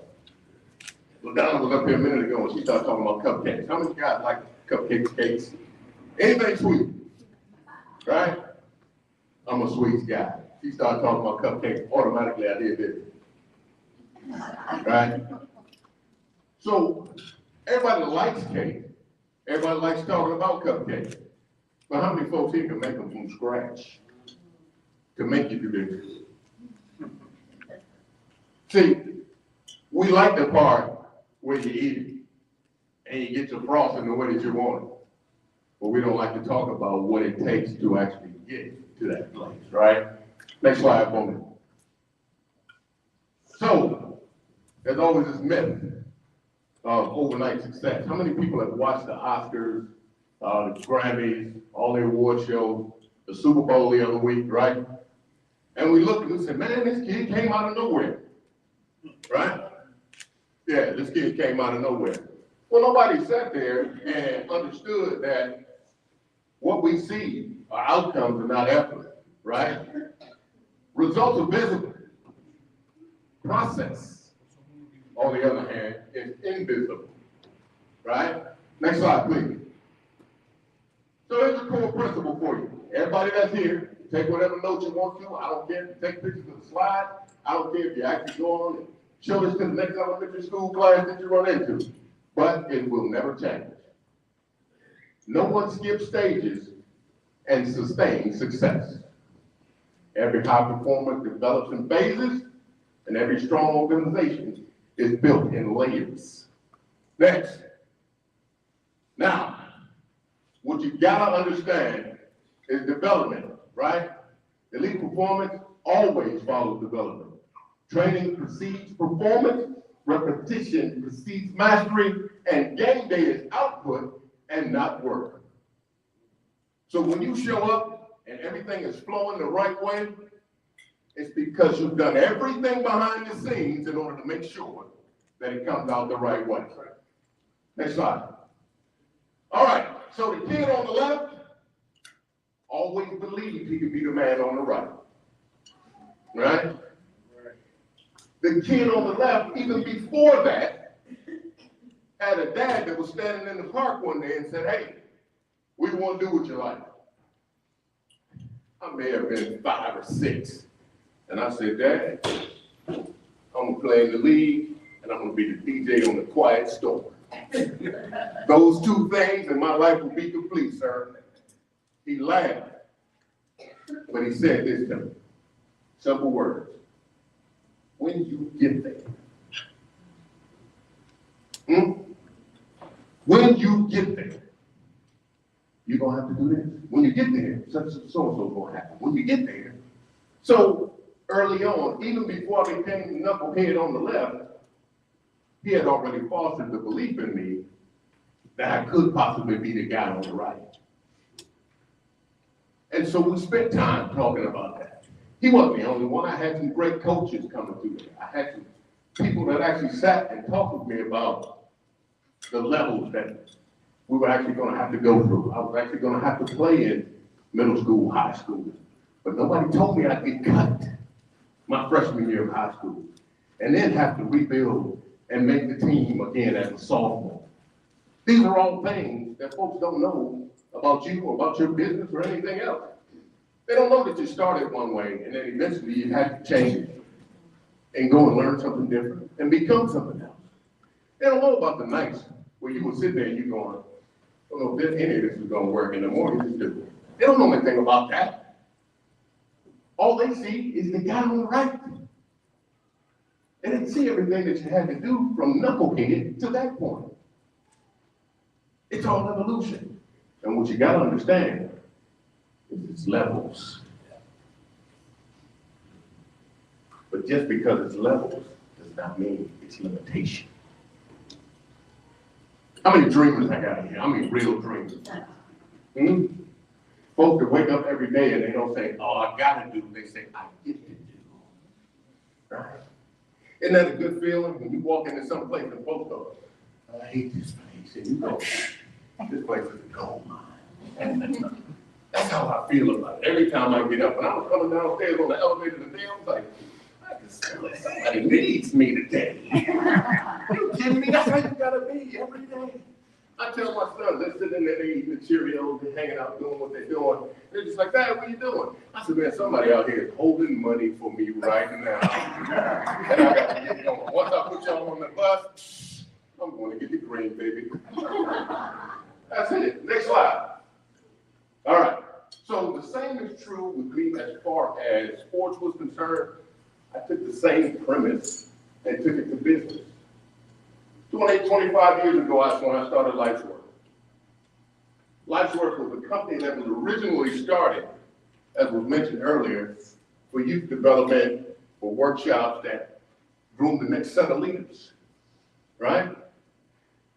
And a lot of times I would go in, and this was actually done in alternative schools, in lockups, Most of my guys had on jumpsuits when I first came in there to talk to them. Because this was the next set of guys that would be thrust into the marketplace, and they needed those skills right away. They didn't have the option of actually going back to college or into school or whatever the case is. They had to get jobs right now. And so they needed somebody like me to come in and not sugarcoat it, but to make sure that they understood what the marketplace held and what they would have to do. So the truth is with your business, when we talk about strong organizations, they don't start with scale. And for those of you who don't know, that scale actually allows you to walk away while other folks run. Well, guess what? How many of us actually have our own business? And every night, you're looking at the numbers. Nobody else is bringing you reports. You're the one that's running it. That's how it starts, right? But then you got to get clear strategy. You got to go through testing in several different iterations. Learning from your failure. And a bunch of us failed. Come on. You got to knock your head a little bit. But process refinement is where you're actually going to find your way. And then understanding your market, right? That's a huge piece. Think about this. Next slide. There's a building phase and there's a breakthrough phase. For those of you that haven't done this yet, I encourage you to take a Post-it, put it next to wherever your computer is, wherever you make the vast majority of your phone calls, wherever that spot is in the house where when you take a Zoom call, your family knows, don't go in there. Wherever that spot is, take a Post-it and put at the bottom, one more call, one more contact. One more call, one more contact. Whether that's a phone call, an email, whatever it is, at the end of the day, you'll stop and you go, let me just do it. Right? That one more can make the difference between you closing a deal out that saved the entire company in the next 2 months or you going under. That's how you gotta view it. Right? So when we start talking about breakthrough, you gotta look at the capability, your confidence, your systems, right? We're not talking about shortcuts. We're talking about you actually getting in and knowing the business and building a team you can actually be proud of. Every single time, right? Because you have the wherewithal to do it. You know what you want it to look like, but you gotta put in the work. Next slide, please. All right, so here's the cost of actually skipping the process. Rapid growth without foundation. You ever seen a house collapse on itself? That's where your business is going if you don't do it that way. Skill gaps. Let me tell you something. Nothing worse than a guy that doesn't know what he's doing and he gets a fantastic opportunity and he walks in and he craps the bed. He walks into this place. This may be the only time you get a shot at this. This is a company that you wanted to present in front of before, but your skill gap shows that day, and you lost a big sale. Am I saying you're never gonna get that back? No. But you had it then. Nothing worse than watching a boxer come and say, I want a rematch. You just got your eye bust this time. Why you want a rematch right away? Go back, get in the book, learn a little something. Maybe you can come back and have a chance at the challenge. But right now, you weren't ready. All right? Sustainable success requires disciplined development, which means that if you're not studying the marketplace right now, you haven't gone in to learn something new. You haven't tested where you are versus where everybody else is in the marketplace. Then you're doing yourself a disservice. Next slide, please. Now, quick story. While I was writing curriculum and doing all of these things for these young kids, I got a call from Walmart. One of the HR directors saw some of the curriculum I put together for kids, and she says, do you think you could come to Atlanta and do an afternoon with some of our young leaders, the same way you do with the kids? I said, well, send me what it is that you guys are looking at, right? Of course, it had some massive name on it, micro inequities. I said, what is that? So I started looking stuff up. Okay. it pretty much is all the little things, right? And all the little things as leadership and as managers that you should and or shouldn't do when you're actually leading people. So as part of that conversation, I took that and I took a bunch of other things that I was obviously teaching the kids, and I made it into what they later dubbed as their emerging leaders program, right? And so they contracted me for 3 years. But what I'm telling you guys in all of this is the business grew and it translated from just youth to now we're training managers that have never been managers before. Were we doing anything different than what we were with the kids? No. But now it's at a grander scale and it's on a level where you're now talking to folks about the next evolution of where those kids actually were and ultimately where they're going to be, because now they're managing teams. And so you've got to begin to have a conversation that's a little bit different than fill out the application and get the job. Now you've got to grow into, well, when I'm sitting across the table, I want them to share their experiences with me so I can know who I've got and how to manage that person. As your business grows, there are going to be learning components. You don't know it now, and it's okay. The worst part is if in fact you decide you don't want to learn anymore. That's the nonsense part. What we do is we stop and we say, I know enough to make the money that I need to make. Well, guess what? I'm fine with you making the money you need to make. But how much better would it be for your family if in fact you learned one more thing and elevated it to where they wouldn't have to work as hard? How about retiring everybody at the house? Because you learned that one more thing. Second piece, practice. Whoa, go ahead. Good job. Practice, repetition, and mastery. We talked about that earlier. I say consistency here, but it's about discipline. Doing, the right thing when nobody's watching. The execution actually comes, right, when it's performance under pressure. Think about this. How many times do you have to make the same call, talk to folks about your business, tell them what it is that you really can bring to their business before you actually get it down and don't have to look at the script? But you gotta love it that much to learn it that way, right? Now, leadership. I'm gonna say this, and I know somebody's gonna get mad about it, but we can talk later. As a leader, you are not, I repeat, are not the holder of all information. Ooh, that's it. Here's the problem. If you want to lead, you got to be willing to teach. The issue with us is we have all of the marbles and we think if we hold on to them tight, that nobody will take our job, nobody can come in and run the business like I can. You're wearing yourself out when you could have hired some young person to go ahead and take over the AI side of your business and bring in 3 times as much as you could if you took all of the media. Why are you doing this? And the other part is this, nothing worse than this right here. What's your name, brother? Jason, right? Jason, hey man, I see what you're doing, man. It'd be awesome if you could kind of show me some of what you're doing. And then you go, it's a lot of hard work. Well, how did you get this such and such and so and so? Yeah, man, a lot of long nights. So, brother, all I'm asking you is just nuts and bolts. You don't have to give me everything, but walk me through. Hey, I set it up this way. My LLC is through such and such. I did blah, blah, blah. Why are you holding on to that? They're not direct competition.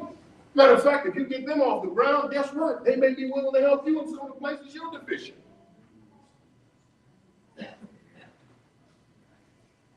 That last bullet down there, I need you to understand. Process is not punishment. It is preparation. When we prepare for games, when we practice, when we do all of the things that we needed to do prior to the playoffs or a big game, all of those things had to come together so that we will be ready for that opportunity. How many of y'all feel like y'all are ready for that opportunity? Now, those claps were light.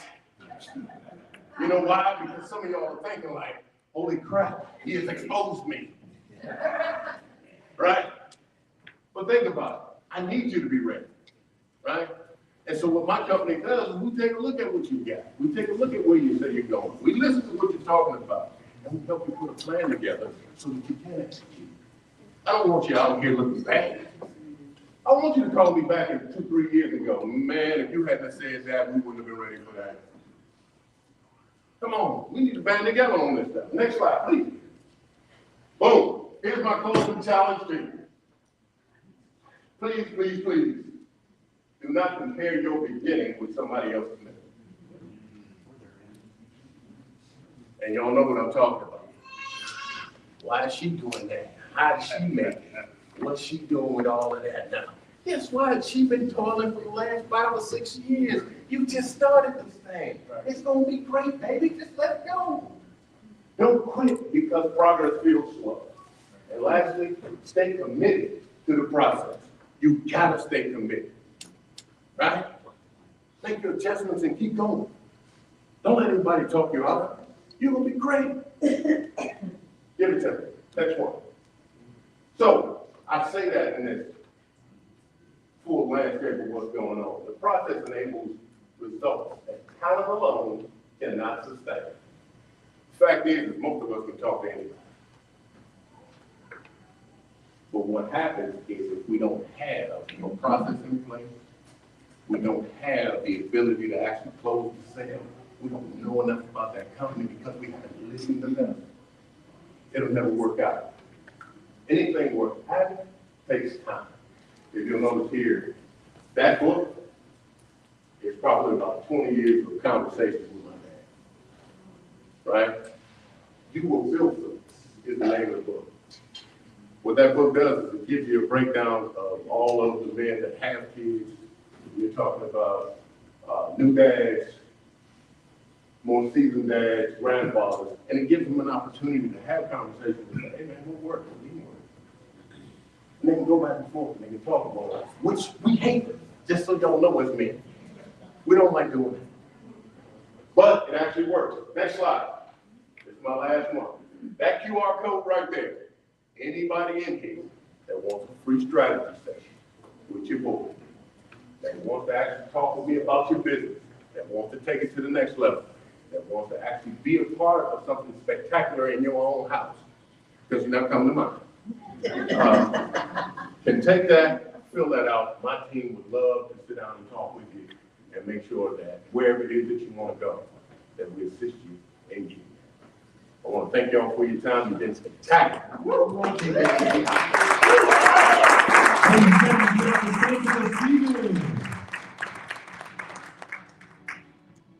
Santa, I don't know if you knew this. I actually tried to start a leadership hide and go seek league. Did you know that?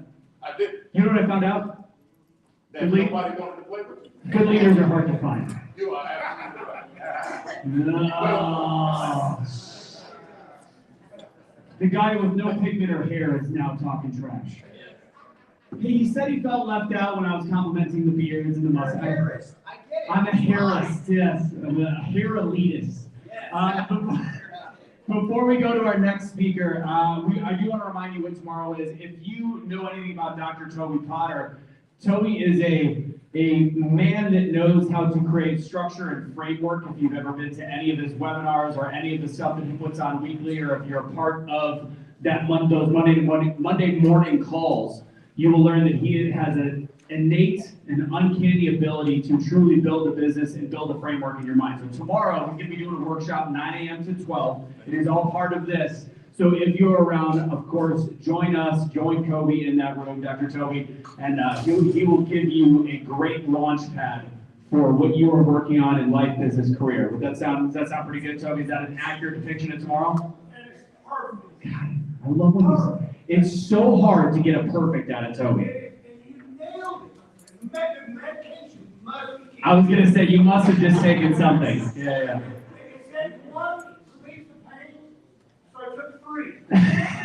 I'm feeling really good. He's happy. He's happy. They're happy pills. All right, we are ready for our next speaker. Spent a little time in Hollywood. By that, I mean over 3 decades. He's had over 100 credits to his career. He now is obviously not necessarily living in Hollywood all the time, living in Omaha, Nebraska, trying to build the actor movie production concept in a city that is a little bit foreign to most thinking about Hollywood. Phenomenal speaker, phenomenal man, and I am going to go ahead and play a video before Randy Goodwin comes up.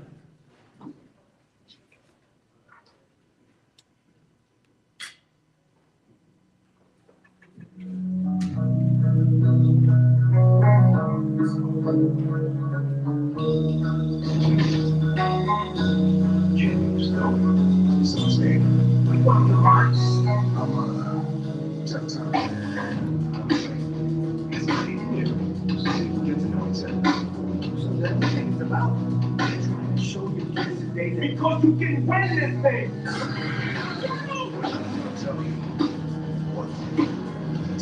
These ladies are friends of George's. Oh, okay, it's nice to have you. It's always good to see your faces. Actor, producer, director, ladies and gentlemen, Randy J. Goodwin.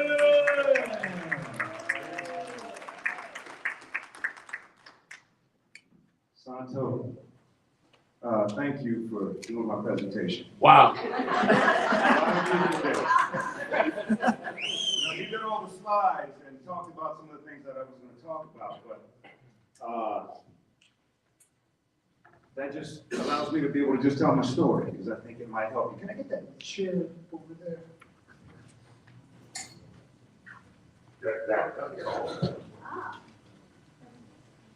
You know, when I come from the entertainment industry and I used to do stand-up comedy, I like the chair. Mm-hmm. You know, you can sit, you're comfortable, you talk, you thank you, sir. No problem. I'll bring my pen and pad, because even when I'm in meetings doing things and I see faces and ideas just come to me right now. Just certain things, looking at people stare at me like I'm crazy sitting up there. But Unshakable. Yes, sir. Yes, sir. Yes, sir. Uncompromising, unflinching, unwavering, unwilling to quit. You know why I am unshakable? And a lot of people aren't. I think it's because maybe I know something that they don't yet. And I'm going to share that with you. It's the rain. You're the rain. Water that comes out of the sky. On your way to work, school, partying for the weekend, and it starts raining on your nice clothes. And you get soaking wet. It's uncomfortable. It's cold. I'm not talking about a nice warm shower or jacuzzi. I'm talking about rain. It messes up your day. Traffic slows down. We get upset when it rains. A lot of times, don't we? Well, I'm going to tell you something about rain real quick. Because the rain's going to come through the window. Pain's going to come. Black, white, rich, poor, it's the same old drum. Rainy days like a war, use wisdom as your weapon. Hold your head up, dry your clothes, but keep stepping. Let the children feel the rain. Because if they feel the rain from the wetness, they stand a gain. I came into the game, felt like the middle of June, music was warm. Actors like flowers, they bloom, then boom, I shook the room. Many felt my thunder. My time to shine. Did it like the summer. I wondered if the sun would shine forever. My pop said rain gonna come to him. I said never. Cheddar in the jeans, face on screens. Got a Benz with the sheen, but what does it all mean? I earn money, I burn money. Credit card smoking. Platinum. Indies famous, but still broken. Not having cash put me in check. See, the road through the riches is slippery with wet. Amongst the fall is where you truly find yourself. Ever since then, the rain I never felt. At age 17, the worst pain, a hurricane. Her first name still conjures the rain. I vowed to never let nobody ever get me wet, lest we forget. Love is a four seasons concept. Many say the rain they can't stand. Never let the weather determine the man. See, God had a plan. From it, I never ran. I followed my heart through the storm. My umbrella in hand, I'm the one. Life's my mark. 40 days and 40 nights still can't take my heart. Seen the fallen man through dope and liquor plant, the devil a dance to make it rain, bringing the pain. I walked through the puddles of struggle on flooded streets, soaking wet but master the art of peace. Through the grace of God, I grew wise and bended knee I knelt. Since then, the rain never fell. Sometimes I sit in my room, stuck on my mind, stress can't rest, so I open the blinds. I see the kids in the streets running around, it wasn't touching them, but the rain was coming down. I wondered how. With my mouth wide, I reminisced of the key and said, I want to go outside in the rain to see if the same would happen to me. About that time, God started rapping to me. He said, pain is the mother of change. The rain must flow so the seeds of joy might grow. Don't be afraid, find shelter in me. The road to greatness through the valley of adversity. I felt the light as he proceeded to drop these gems. These little children, the world, we must perceive like them. I just smiled, thank him for the cards he dealt. Since then, rain I never felt. Good morning, everybody. I'm ready to go.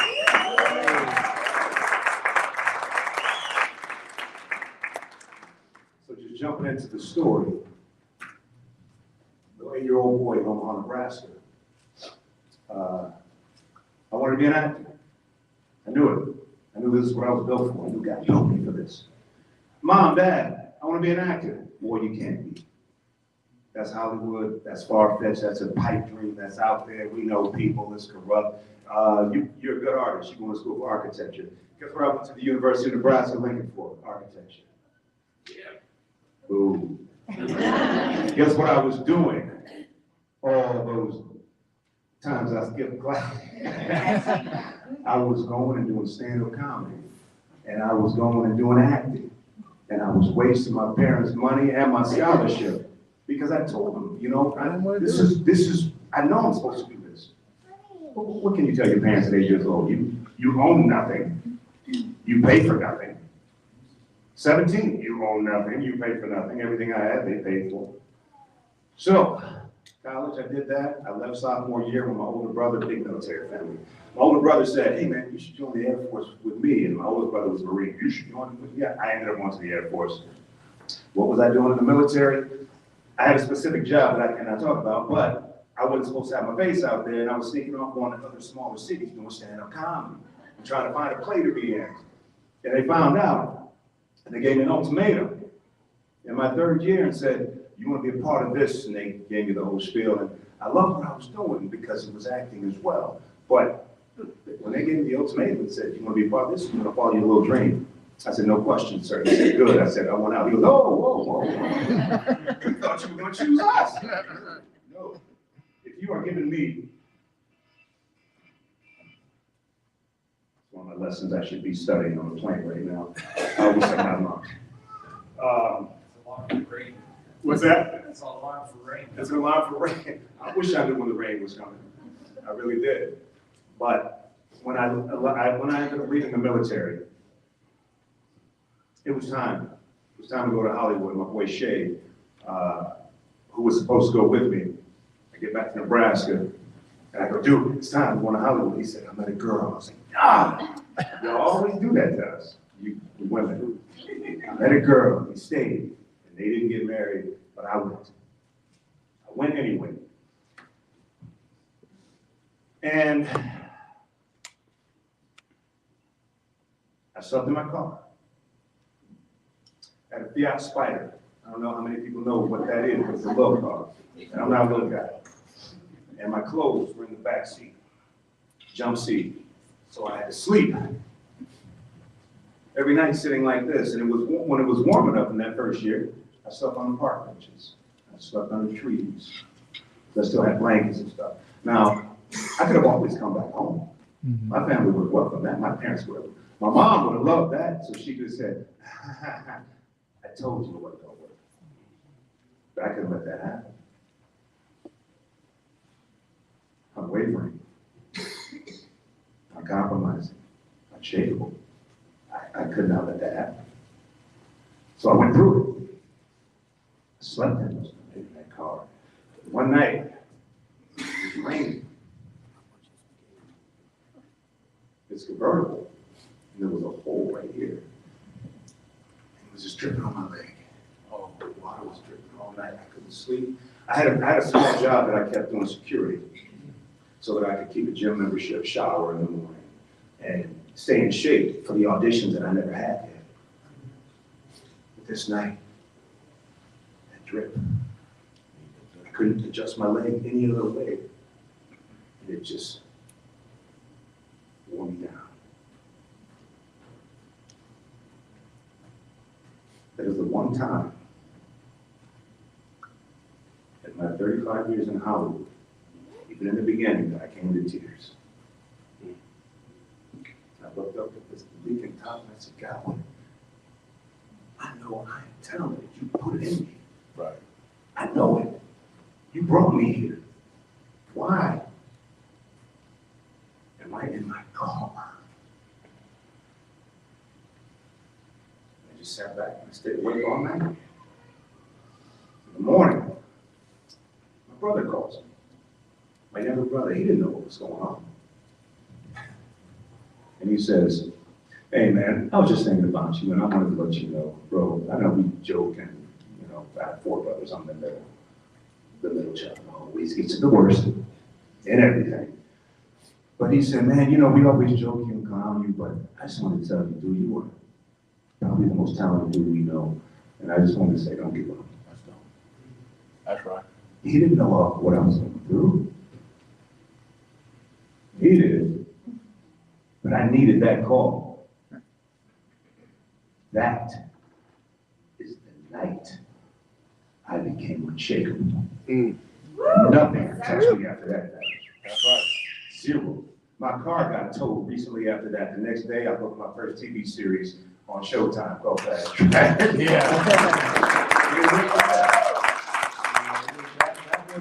You know, you have to go through the fight. Adversity is what reveals who you are. In good times, I have people working for me. I had one of my guys I brought in from LA to Omaha.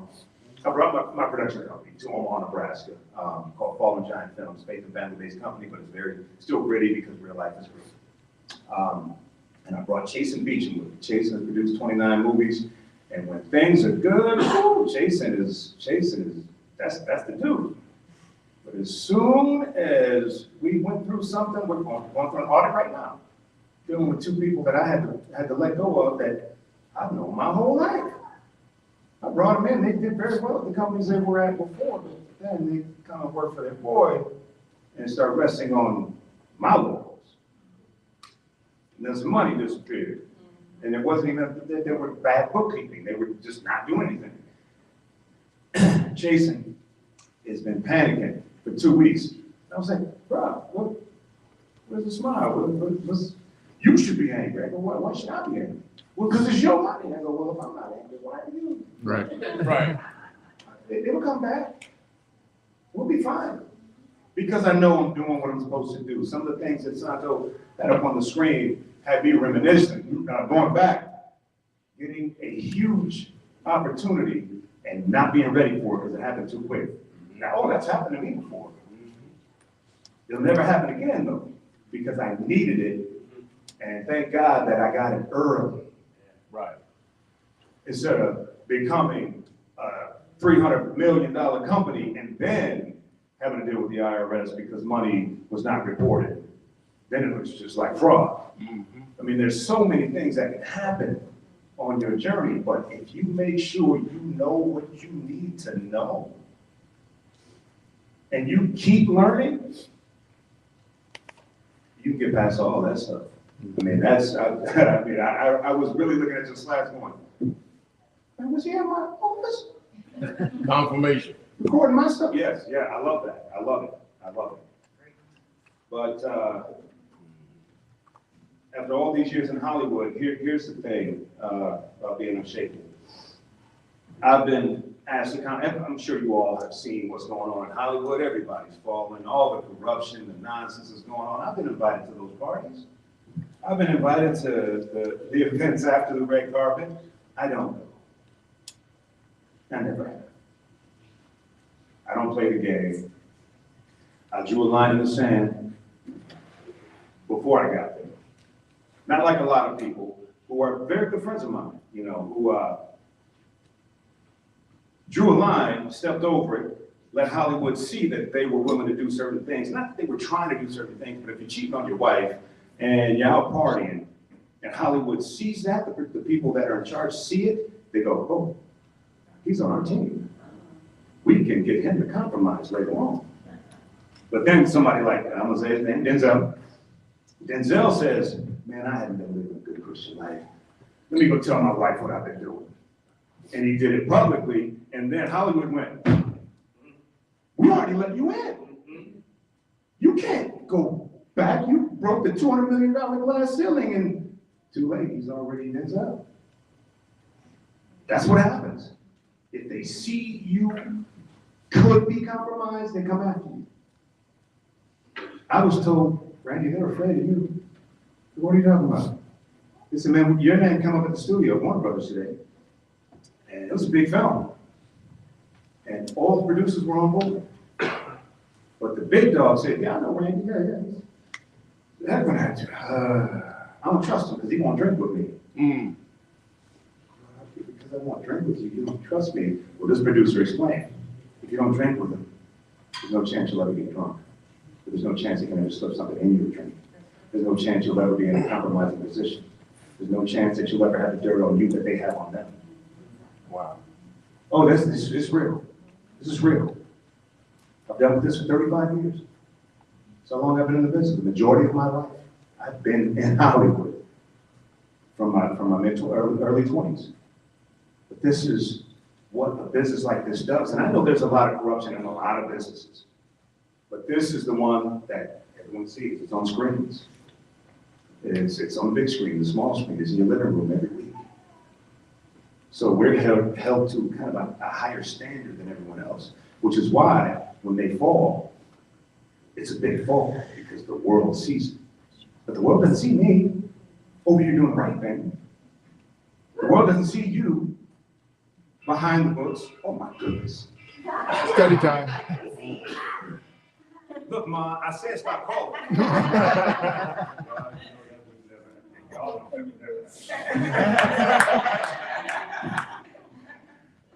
My mom wouldn't care. Anyway, she wanted me to take the call and say, who are you talking to? That's just my mom. But that is why I am the way that I am, because she is a resilient woman from Arkansas, farming family. You know, everything that you are, realistically, you're not in my industry, but you are. Because every single one of you has been training to be an actor your whole lives. Every single one. And every single one of you, I can probably put you on a set and direct you through a scene and make you go, ooh, I can act. Because you've been lying your whole life since you were born. Lying. Nothing's wrong. You've been fed, your diaper's dry, and you're not sick. What you crying for? Because you're trying to figure out what else you can get at that age. You don't know how to communicate, so you're trying to figure it out. Acting. Who's ever lied to a teacher? Or a parent, or a brother, or a sister, and got away with it? Acting. Successful acting job right there. You convinced them, did you not? They truly believed you, did they not? Well, every single one of us are actors and business owners. You kind of have to a little bit, because you can't really deal with every individual the same way, right? I gotta coddle you, I gotta be rude to you, and this is just my boy right here, so, you know, we doing our thing. But I have to pull you in the office, and I have to, instead of being the normal Randy, I sit and go, okay, Jimmy, this is hot. How are you doing today? What's wrong? Talk to me. There you go. And then I gotta bring him in and go, yo, man, seriously? Again? We're gonna play this game again. And my boy comes in and I'm like, oh, you know, you switch up with who you gotta deal with. It's acting every day. Doesn't mean you're fake. I'm not saying you be fake. You still have to be authentic. How much time do I got? You got a minute, 41 seconds. Oh, so yeah, minute 41 seconds. I mean, I got so much story, I can keep going. Anybody got any questions for a minute, 41 seconds? Any questions? Not about a show that I've been on. people always want to talk about that bad like that. Yes. We'll just finish up your thought with authenticity. Oh, yes. That's it, man. Being authentic is probably the most important thing to me. Okay? I cannot say and do two different things, especially when I have employees. And I'm like, look, if I'm leading, they have to see this dude be this dude every day. Yes, they can see me speak differently to different people, but I'm not changing my message. My message is still 100% Randy. It's 100% honest. And if your feelings are hurt by it, I'm sorry, not sorry.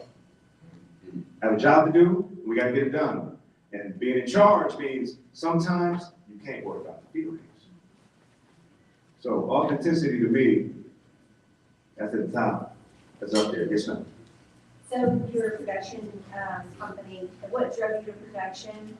Hollywood drove you to production in No. other states? The only reason I own a production company is because at 8 years old, when I said, Mom, Dad, I want to be an actor, there was no one who ever came back. We had Fred Astaire, Montgomery Clift, Hilary Swank, Nick Nolte. We have so many celebrities from Omaha, Nebraska, Oscar winners.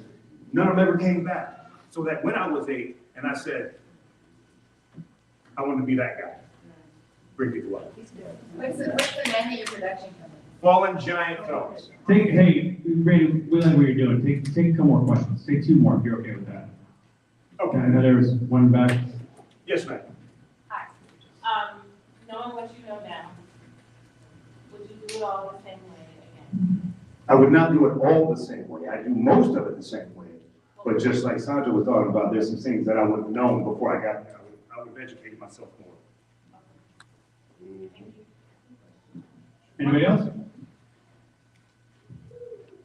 I'm gonna ask you one, is that all right? Yes. What's, in Omaha, Nebraska, obviously a town that's not used to having anything like this, as you're building it, what are some of the challenges that you're facing from actually a city play? Like, are you getting any help from the actual city and state?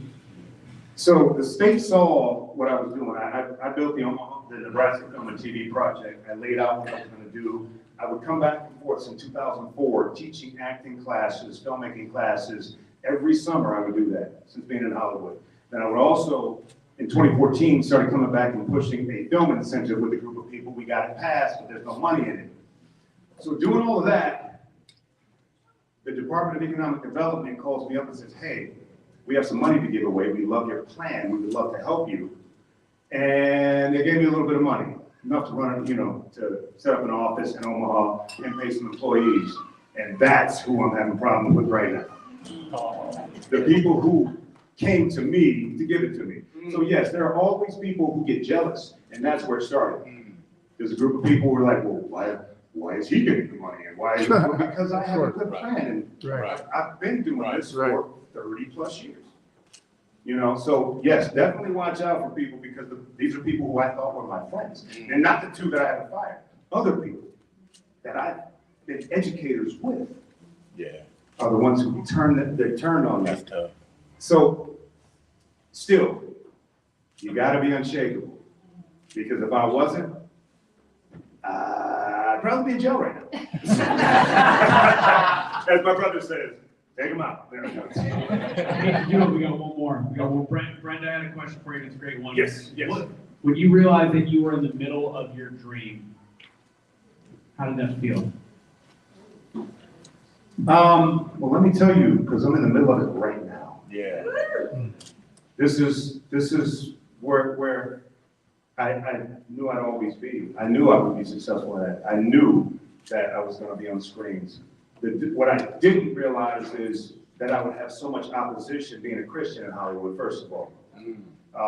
Even though I made it to the top 1% for many years, you don't see my Top Gun movie because I won't drink with them, because I won't party with them. I've done very well. But you don't see me like you see Will Smith, do you? No. Because some people compromise, some people don't. Amen. Thank you.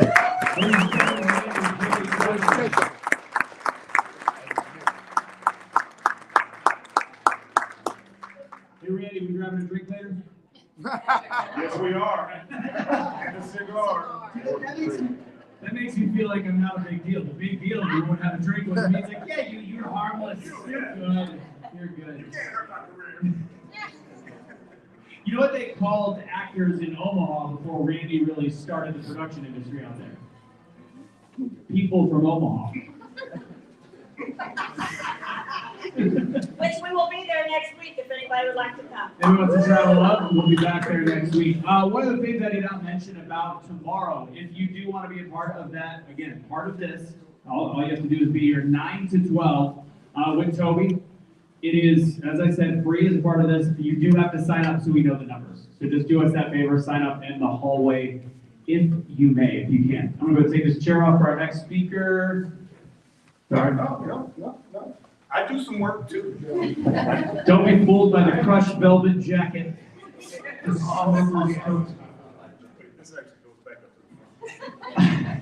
All right, our next speaker, we're just a couple away from lunch. So I need you guys to keep the energy up. With that said, everybody stand up one time. Stand up, stand up, stand up, stand up, stand up.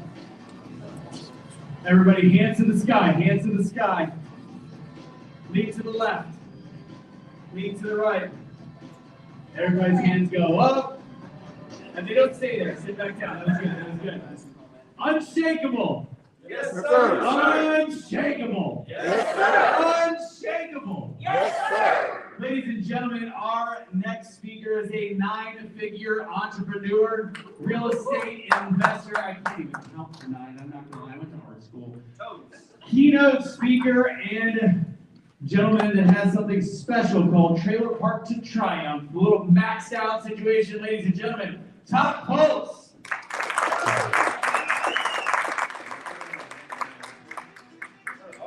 Hello, Chelsea. Randy, turn the mic off. I got it, Randy. I got it back on. Alan, Texas, man. How are you guys? Good? You guys getting hungry? No? Well, here's my problem. The last 3 stages that I stepped on, every one of them made me go right before lunch. And then today, Toby makes me go after Santos and Randy. So to say I'm irritated would be a little bit of an understatement. But you guys would probably get a little hungry for lunch, right? Yes?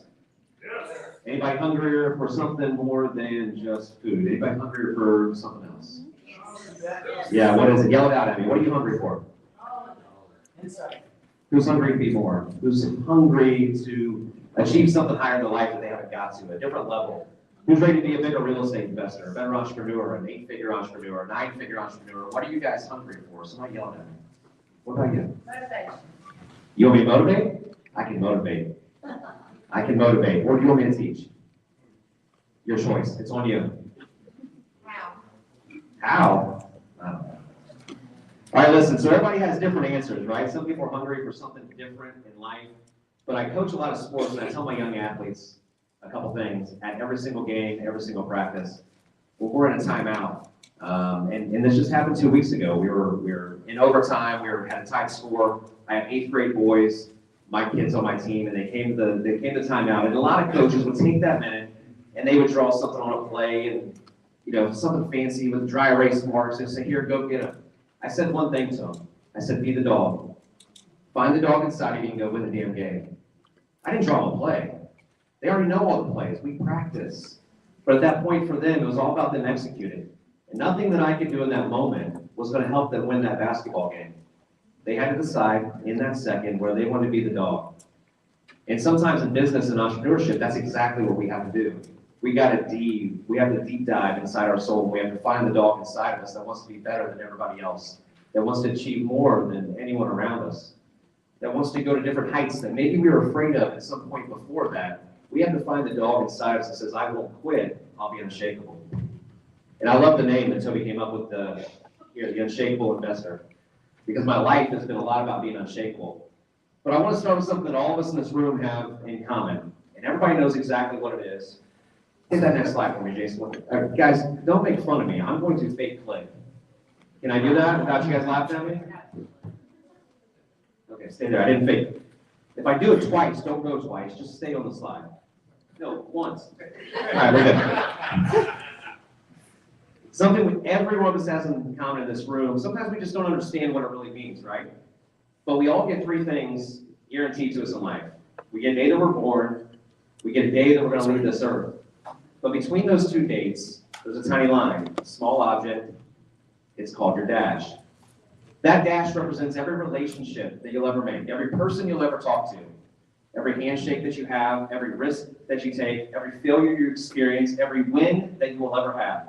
That dash represents every person that you ever impact and everything that happens in your life. The crazy part about the dash is that we have no control over how long that dash will be. But we do get to control what that dash means. And the first question I'd ask you guys today is really simple. What will your dash stand for? Because one day when we leave the earth, somebody's going to look at our stone. It might be on a hill by itself. It might be in a cemetery with all kinds of other things. But they're going to look at that dash. And what I hope when they look at mine and when they look at yours, they say that dash changed lives. Now I want to tell you guys a little bit about my dash if I can. I'm going to shorten it down. I'm going to tell you a very small piece. And I want to try to leave you some time with questions if you have them. But my dash started the subsidized projects in Dayton, Ohio. So I was 6 years old. We moved to the trailer courts of Dayton, Ohio. I wasn't surrounded by wealth. I wasn't surrounded by business owners. I was surrounded by roaches. I was surrounded by broken down cars.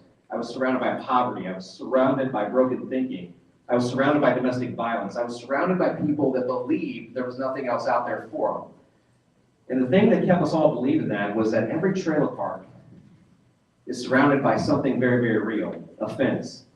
That fence isn't to keep people out. That's to keep us that live in a trailer park inside of that fence. It's there to taught us what we're supposed to believe. It's there to tell us that opportunity is on the other side of that fence, but not for us. See, the trailer park that I grew up in with the fence that surrounded the entire place, it didn't just shape my environment. It shaped my beliefs, and those beliefs stayed with me for a long time in my life. Guys, we were super broke. Like, we couldn't afford the item. Anybody like ice cream trucks? Yep. Ice cream trucks? Anthony, you look like a Choco Taco type guy. All vanilla, baby. Okay, well, Choco Taco was my favorite thing, and I'm going to tell you why here in a second, okay? We couldn't afford the ice cream truck. We didn't have 75 cents. My parents wouldn't give it to us. I had no idea why the ice cream truck drove down our street every single day, knowing that maybe one kid would get it. But we had this huge field on the side of our trailer park. It was right along the fence line. And as we went and we played in that field, we noticed something that was pretty cool.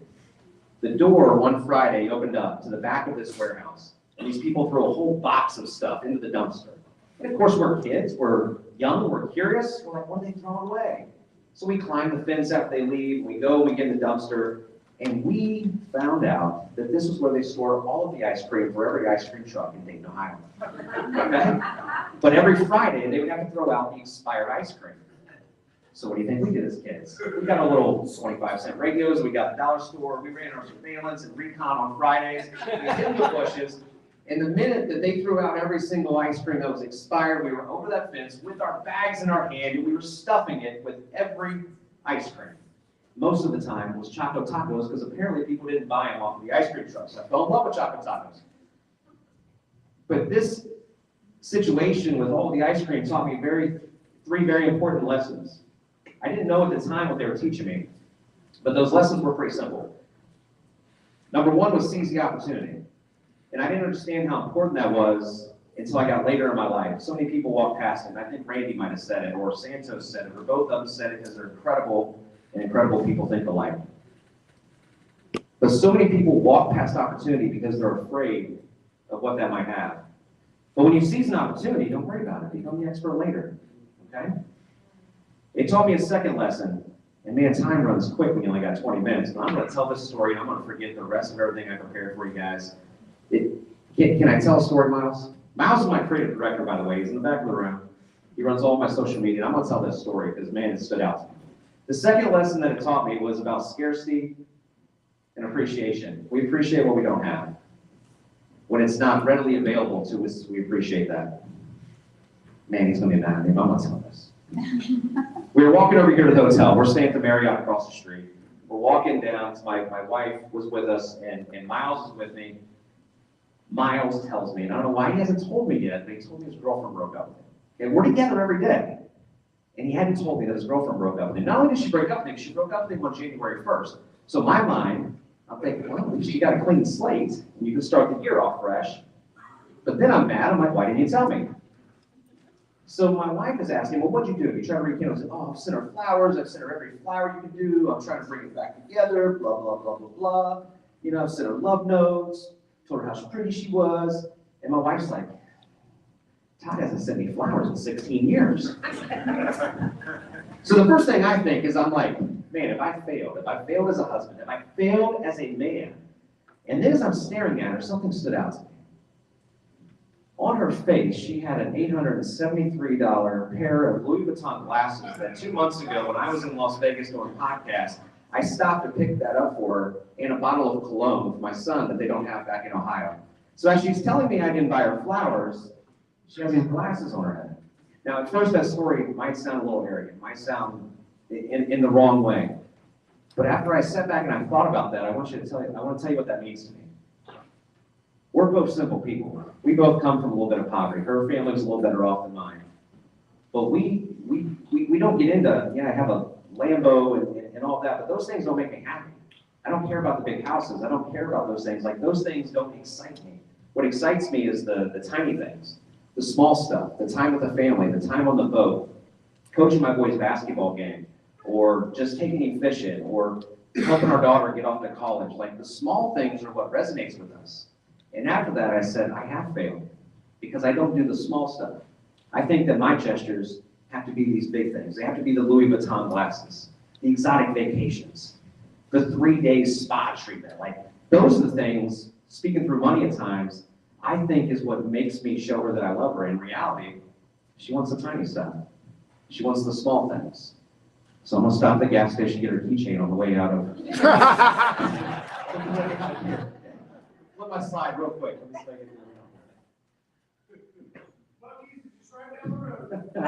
no, they just built one by my house, and I love the almonds. We're good. Give me one more if you would, Jason. Let's see if we can get through a couple of these guys. I want to tell you here, I do want to teach you a couple things, and I want you to be able to ask questions. So as I travel the country, as I mentor people, as I educate so many young entrepreneurs, there's some things that are very, very common. And there's some things that keep great people from being absolute legends. There's things that keep a lot of entrepreneurs from being just straight killers, okay? And they're common. I see them every day. The first one is comfortable success. And some of you in this room may be affiliate.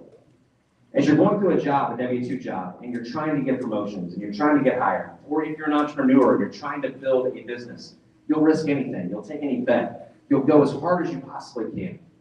But at some point, as you reach a certain level with your W-2, or in entrepreneurship, a certain level, you get comfortable. And with comfort comes a little bit of caution. All right, and I'm here to tell you that comfort will kill greatness all the time. And too often, we give up on that relentless pursuit that we started because we're a little bit comfortable. Number 2 is fear of risk and scale. The same thing, as you're climbing the ladder of work or building your entrepreneurship, you don't care. You'll take any risk, you'll take any bet, you'll take any challenge. You'll go as hard as you possibly need to do. But as you get bigger in entrepreneurship, or you get a higher job title, you have employees, you have payroll, you have reputations, you have things that you have to worry about. You're worried about whether they're going to beat you up or give you a bad review on your social media. And you stop pushing as hard as you possibly can. And that fear of risk and scale, that holds you down a little bit. The third thing, if you look, this is the big one, isolation at the top. And any of you that have had any success with a W-2 job or entrepreneurship, you know what this is. The higher position that you get, the larger your company gets, and the bigger you become lonely. There's nobody looking over your shoulder anymore. There's nobody challenging you. And when you get to a certain level, everybody around you either needs you or wants you, and everybody around you tells you what you want to hear. They stop telling you the truth. They stop telling you what you need to hear. So when you leave, no matter where you guys are at in your life, my challenge to everybody is always pretty simple. Surround yourself with people that will tell you the truth. People that will always bring you back down if you're in a different place that you shouldn't be. People that don't just say what you want to hear every single night. Now, Jonathan, you're going to hear from Jonathan a little bit later on, okay? How much time I got? I got so many stories. Jonathan's going to be up here a little bit later on. He's a celebrity brand strategist. He's a pastor. He does so much. He's an incredible guy. One of our close friends is Donnell Rawlings, famous comedian. I live in a little village, Yellow Springs, where Dave Chappelle and everybody lives at, so we're friends with them. But anyway, Donnell says, hey, Todd, you need some new clothes, man. You're getting ready to go speak on a couple stages. Let me hook you up with Jonathan to bring you some clothes. Well, that happened. I said, Jonathan, send me some stuff. A couple weeks ago, I get these green loafers in the mail, and I get these, I don't even know what they're called, but they have 3-inch heels, because if you can't tell, I'm short. He has this knit top that won't go down below my belly button. So I thought to myself, I'm gonna try it. I'm gonna see what they say. I put it on in my bedroom. I got my tight jeans on. I walk in the hallway. Family, I've arrived. What do you think? I thought I looked good. My family did not. Miles, he didn't. They laughed at me for 4 hours back in our office about what I was wearing. Now, I'm not wearing it today, but if they wouldn't have stepped in, I might have worn the green loafers. Okay? But these things go much further than just business. They go much further than your clothing, right? Like, you're going to face so many challenges in your business or through your entrepreneurship or through real estate investing or whatever it is that you need people to step in and slap you across the face and say, stop, hold up, don't do that. Let's think about this. Let's take a 24-hour rule. Let's pause for 24 seconds, 24 hours, 24 minutes, whatever it is, until you can come back down to earth, until you can think about things and you can absolutely figure out the direction that you want to go. So, isolation time is real. And no matter how much money you have, no matter how much you grow in business, there are times when you are very, very lonely. People don't understand what you're going through. Even your family, even my wife. Now, I will say one of the best things in the world is when she became the CEO of our developmental disabilities company. Because her phone rang off the hook. She can no longer gripe at me for my phone going off because now my businesses were automated and I wasn't doing anything. So every Saturday or Sunday when she's at the field and she's texting her employees, I'm like, babe, I'm really trying to have breakfast with our family. Because I spent a decade having her in my ear mad at me that I was sacrificing family time to grow our businesses. But guys, even when you have a family member that's a CEO, they still don't understand exactly what you're going through. You have to have people that you can talk to. You have to have people that you can count on. Click that next slide, Jason, if you would. All right, I'm gonna run out of time, guys, but these are the 3 C's that I think are important for scaling your business. Clarity. Clarity creates momentum. You can't build what you can't define. You can't define what you can't see. Anybody believe that? You have to be able to talk into exactly what you want to happen in your business, in your life, in your relationship, in your world. And guys, capacity, the only way to scale capacity is through leadership. The only way to scale leadership is through being a visionary. You have to be the visionary. You have to be the visionary of your life. You have to be the visionary of your companies. Your people that work for you or work with you, they will never outgrow your vision. But you have to be the visionary. People are counting on you. If you have a company and you're in here today, people are counting on you to give them a vision. People are counting on you to pump that into them. People are counting on you to step in and say, this is what I want. Make it happen. Your people will never outgrow you. But sometimes your vision is too small. Sometimes your dreams are too small. And if they don't scare you, if you don't wake up in the morning, at 4 in the morning, thinking about something that you want to do in entrepreneurship or real estate investing or anything else, you got to think what you're doing. Because the ones that are ultra successful, the ones that are the 1%, the ones that are 9-figure entrepreneurs, they can't sleep at night. They can't stand the thought of not figuring out how they're going to accomplish something else. Your mind is always on 150 miles an hour. And if your dreams don't scare you right now, change your dreams. Make them bigger, make them larger.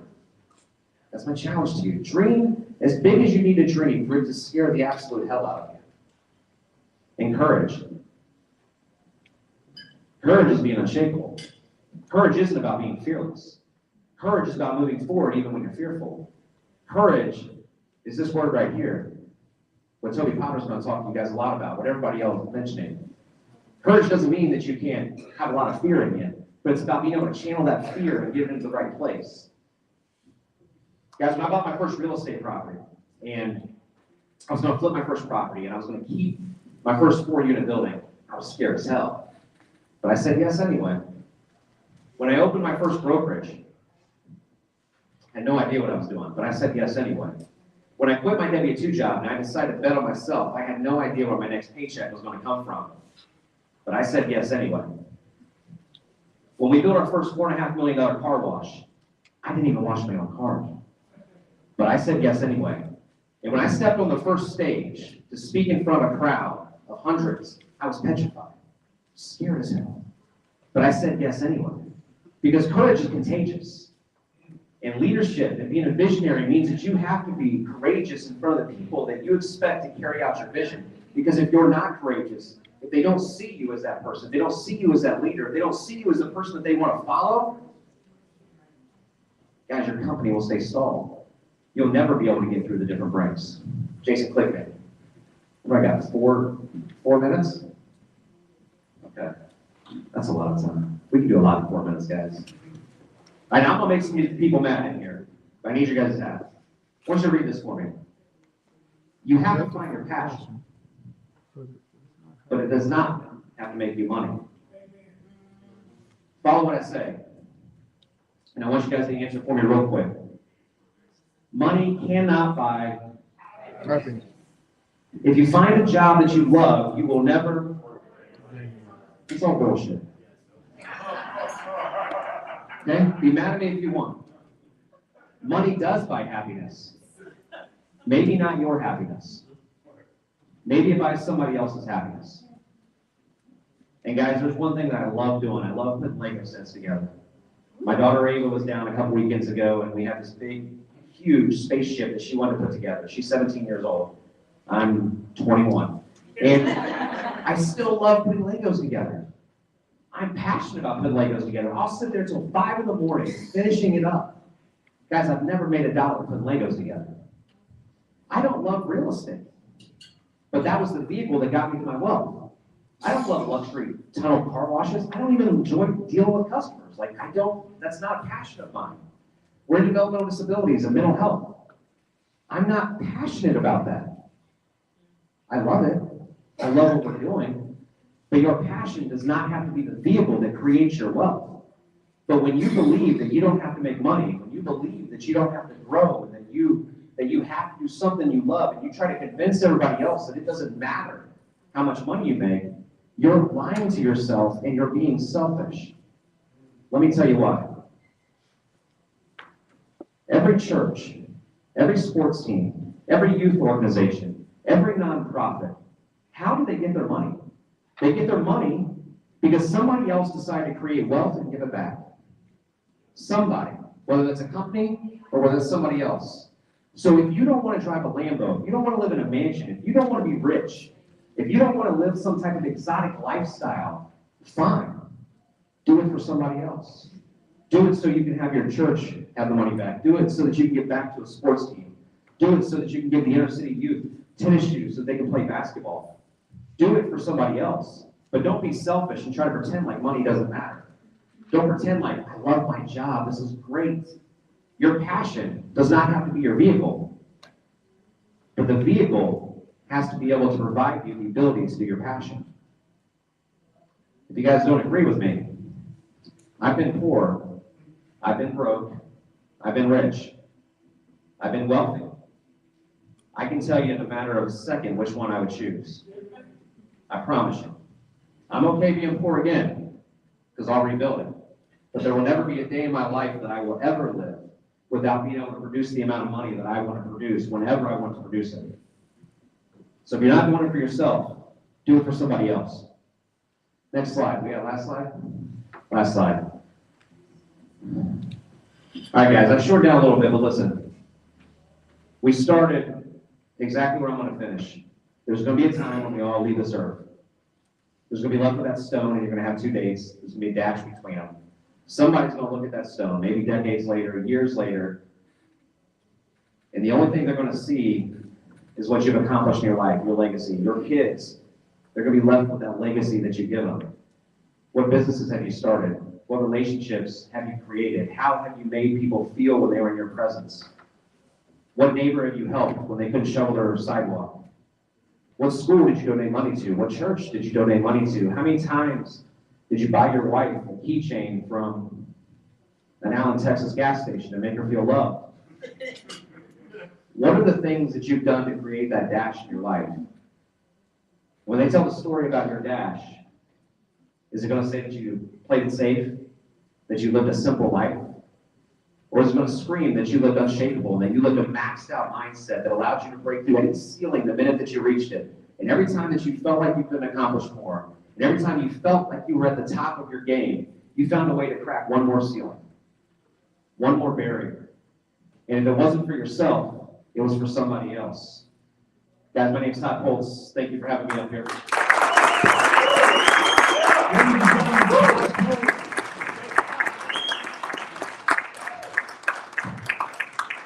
What's great about the Dash, so many people have a way of telling that very similar concept, or they're talking about that very similar concept.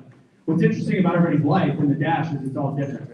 So it's one of those universal topics that when you can put something in there that makes life meaningful and the lessons around life, that's when a speech becomes powerful, and that's when storytelling is so incredibly important. Where'd Miles go? I was gonna, I don't know if Miles is still out there, the camera guy that broke up with the girlfriend, with the part that Todd left out, or the girlfriend broke up with him. He's right here. Where? Right there. Oh, there you go. So he left out the most important part of the story, from what I understand, is the reason why he was offended by it is because when you broke up, or you guys got broken up with on January 1st, turns out he didn't know until after Easter. When did you actually find out? Oh, God. Yeah. I found out yesterday. All right. Oh, it's this, like this just happened. This is a fresh wound. You're laying it on, brother.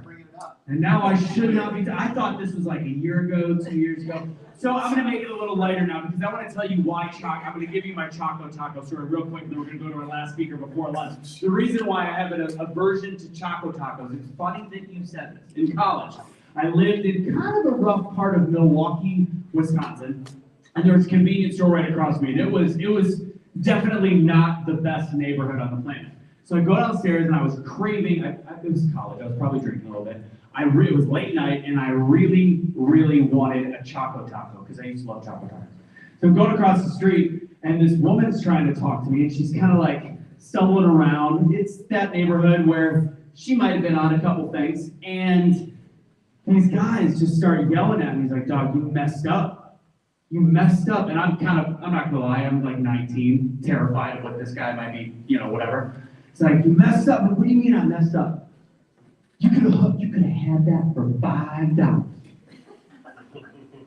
I just wanted a Choco Taco. I was 19 years old. I was from the county. I ran straight back across the street. Never got a Choco Taco ever again. And that is the truth. I've never had a Choco Taco since that day 24 years ago.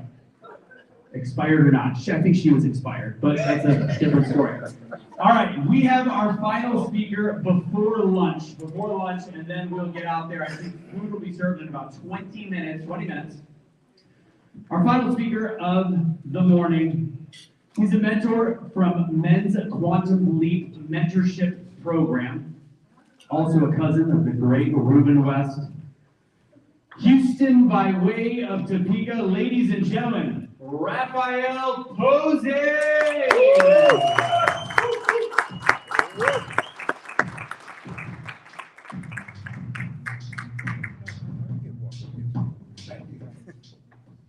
I want you to look to the person on your left or your right and say, "Neighbor, it's almost lunchtime. It's almost lunchtime. And I'm hungry. And I'm hungry. But I promise. But I promise. We're gonna make it. We're gonna make it. And I tell you what, I am so excited to be here. Everything in its power try to keep me from being here. If you hear my voice, I do not always sound like Weezy Jefferson. But when I told myself that I was going to fight through and nothing was going to keep me from this opportunity.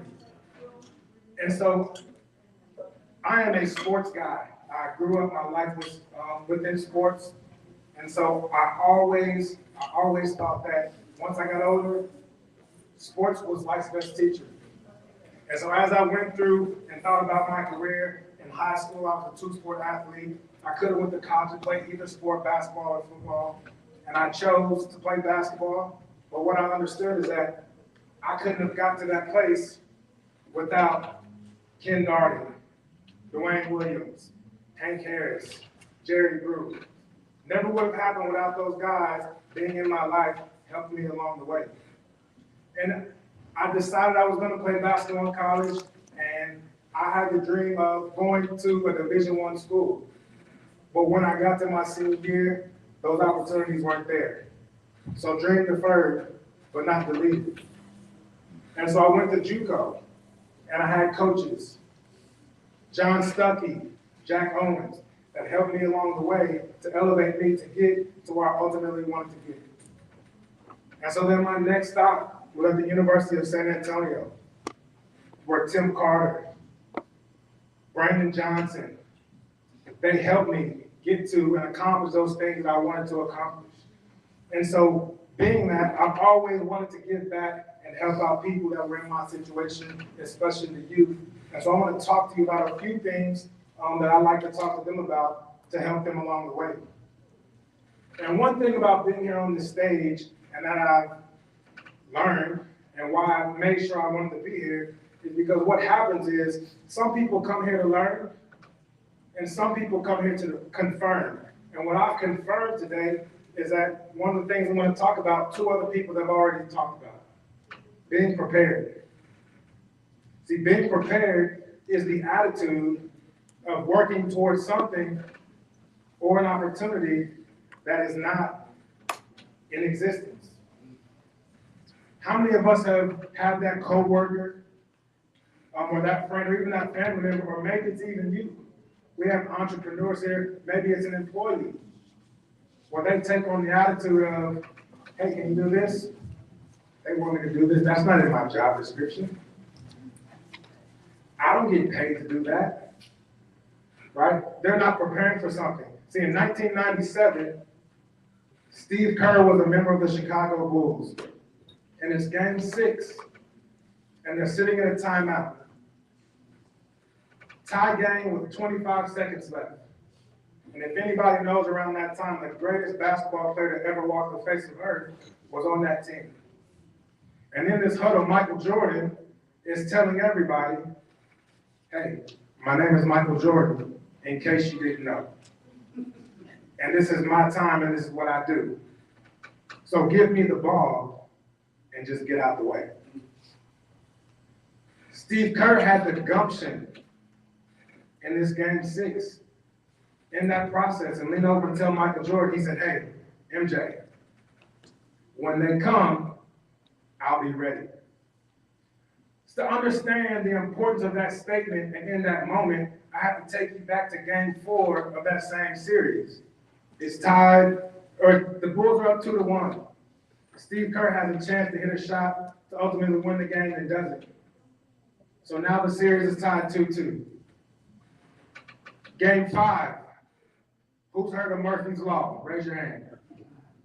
So for Steve Kerr, Murphy's Law shows his face. Everything that could go wrong or can go wrong went wrong.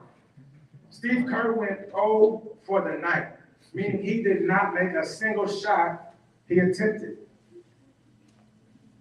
Word has it that after the game, he even went to the ocean and tried to throw a rock in it and missed that too. So now fast forward back to game 6. Because he had the greatest player alive, they still ended up winning game 5. So now go back to game 6, and he leans over and he tells Michael Jordan, hey, if they come, I'll be ready. So if you're Michael Jordan, you're thinking, dude, you just missed a shot in game 4. You couldn't throw a rock in the ocean in game 5.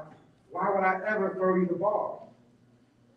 But see, unlike some of your employees that you may have, that coworker that wasn't preparing for the opportunity that was to come, because those same people, when those promotions were coming, complained because they weren't even considered. But what they don't understand is the boss seen that they weren't preparing for a position that they might want and that they didn't currently see. So they break the huddle, and just like they had prepared, Michael Jordan gets the ball, they go to double team, he steps through, sees Steve Kerr wide open, and just like he's seen Steve Kerr do over the last 2 or 3 years, come to the gym early, put up and make shots, prepare for a moment he didn't know was going to exist, he throws him the ball. He hits the game winner, and the Bulls go on to be back-to-back champions for the second time in franchise history. Another thing that I like to talk about, one of my favorite quotes, is a footstep begins the journey of 1,000 miles. And it always takes me back to a place or a time where I was the assistant branch manager at a bank. I was making decent money, but I wasn't happy. I wasn't satisfied. I didn't feel like I was living with a purpose. And I had just been newly married 2 years. I just had my oldest daughter, Riley. She was about 1. And I wanted to move back to Texas. I played ball at University of Texas San Antonio, as I said. And my best friend, who was coaching, he was an athletic director at a school, calls me. And he says, "Hey, Pose, I have an opportunity. I can hire you at a position that fits your certification. And if you can get down here and interview soon, you have a good chance of getting this job." Now, the catch was, I needed to go interview like yesterday. And so I'm thinking, okay, well, let me call my wife. I call her. I remember I was on my lunch break, sitting in my cherry red Chevy Cavalier. I said I was making decent money. I'm not tired, folks. And so I said, "Hey, Dave, Dave just called me. There's an opportunity for us to move to Texas. I can start coaching with him." I said, "But the only thing is, I've got to go interview within the next 2 days. These flights are crazy. Because of the timetable, I couldn't drive. It was about an 11-hour drive from where I was living." And she said, "Well, whatever you want to do, I'll support you." And I said, "Well, I need you to understand something. If I buy this ticket, when I get back, I don't know if I can afford to pay attention. So I need you to understand, if I do this and it doesn't work, the position I'll be in." And she confirmed, she said, "Listen, if this is something you really want to do, I'll support you." But even then, I was fighting with myself. Deep down, I wasn't comfortable making this decision. So then I called my cousin Ruben. I said, "Ruben, I need some advice." He said, "Shoot." I said, "My best friend Dave, you remember him? He has his position. I need to go down and interview.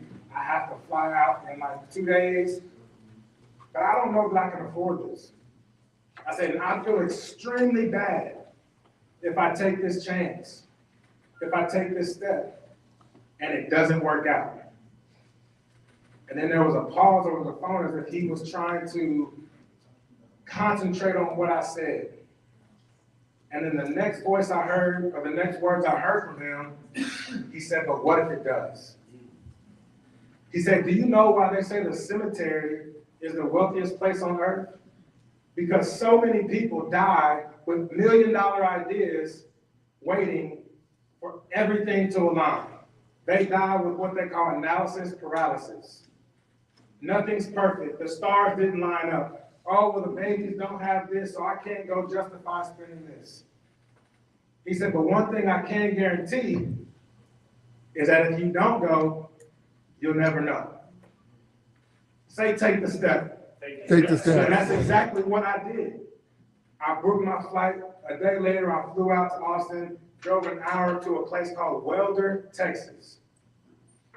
I go in, I'm interviewing with the athletic director, the principal, and the assistant principal. And we're going through the interview process. Why should we hire you? What do you bring to the table? How can you help our community? Things of that nature. And so I get through. They say, "Okay, we'll be in contact." Okay, I tell my friend, "Hey, I'll see you later." I'm walking out. And as I'm walking down the sidewalk, I hear this angelic voice. And it says, "Hey, tall, dark, and handsome." And I said, "Who, me?" It said, "Yes, you." I said, "Couldn't be." She said, "Then who?" I said, "You know what? You have never told a lie a day in your life. I'm on my way." And so then they escort me into this room. And now there's the superintendent. There is the assistant principal, the principal's secretary. And now I'm like, well, what's going on? So I think it's just maybe a second interview, a part of the process. And so I sit down with no understanding of what's about to happen. And they said, the committee has met, and we want you to come be a part of our Welder family. See, that would have never happened if I didn't take the step. And see, so at that point, I was raised in the church, and it just hit me. I said, it says you can't let your fear outweigh your faith. See, Les Brown says, don't fear everything and run, but face everything and rise. And those are things that you have to do in those situations. And so it is just so important when I talk to these kids and get them to understand all the cards may be stacked against you. All the stars may not be aligned. But if you don't take the step, but when you take the step, make sure you're prepared. Who knows what windows are going to close on you. See, opportunity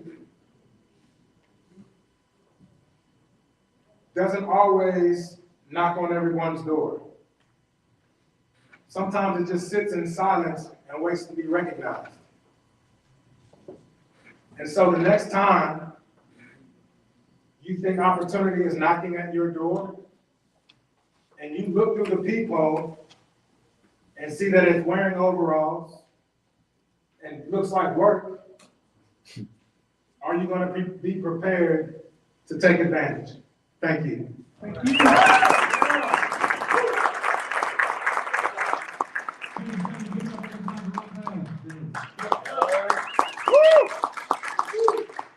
You babysit this morning? Unshakable. Yes, sir. Are you hungry? Unshakable. There's a cue to say the exact same thing. Are you hungry? Yes, sir. Starving. All right, we're going to be doing lunch. Before I send you guys out there, it's ready, I believe, correct? Okay, it smells like it is. Go look, it's good. Brandy's good. Almost un poquito, a minute. All right, so really quick. So what we're going to do after lunch, we've got some breakout sessions. A reminder, during lunch, great time for networking. Obviously, we've got a great group. Earlier, I couldn't break up the networking, get to meet the people from places maybe near you or far from you. Sound good? Perfect. With that said, the other reminder I have is when you go out there, if you are coming tomorrow, remember to put your name down for that 9 to 12 sessions with the Mr. Unshakable himself, Toby Potter and friends. That guy right there. Yes, Medication sir. warehouse. How you doing? Doing good? I'm doing good. Man, medication is amazing. Is amazing. I'm gonna go ahead and have Todd. I'm gonna have you create a Dayton, Ohio tourism video because now that we found out that you apparently can't get fancy sunglasses in Dayton, you have to get them in Vegas or Cologne. It's like, well, honey, I brought this all the way back from the West Coast. These are the fancy things they wear out there. Welcome to Dayton. Maxed out. Be a mini-series. A whole mini-series. Yeah. It's in the Cleveland video that was like, at least we're not Detroit. We can be Dayton. At least we're not Cleveland. Something like that. And you guys have a minor league baseball team now, so that's a big deal. All right, we're going to let you guys start your networking and then work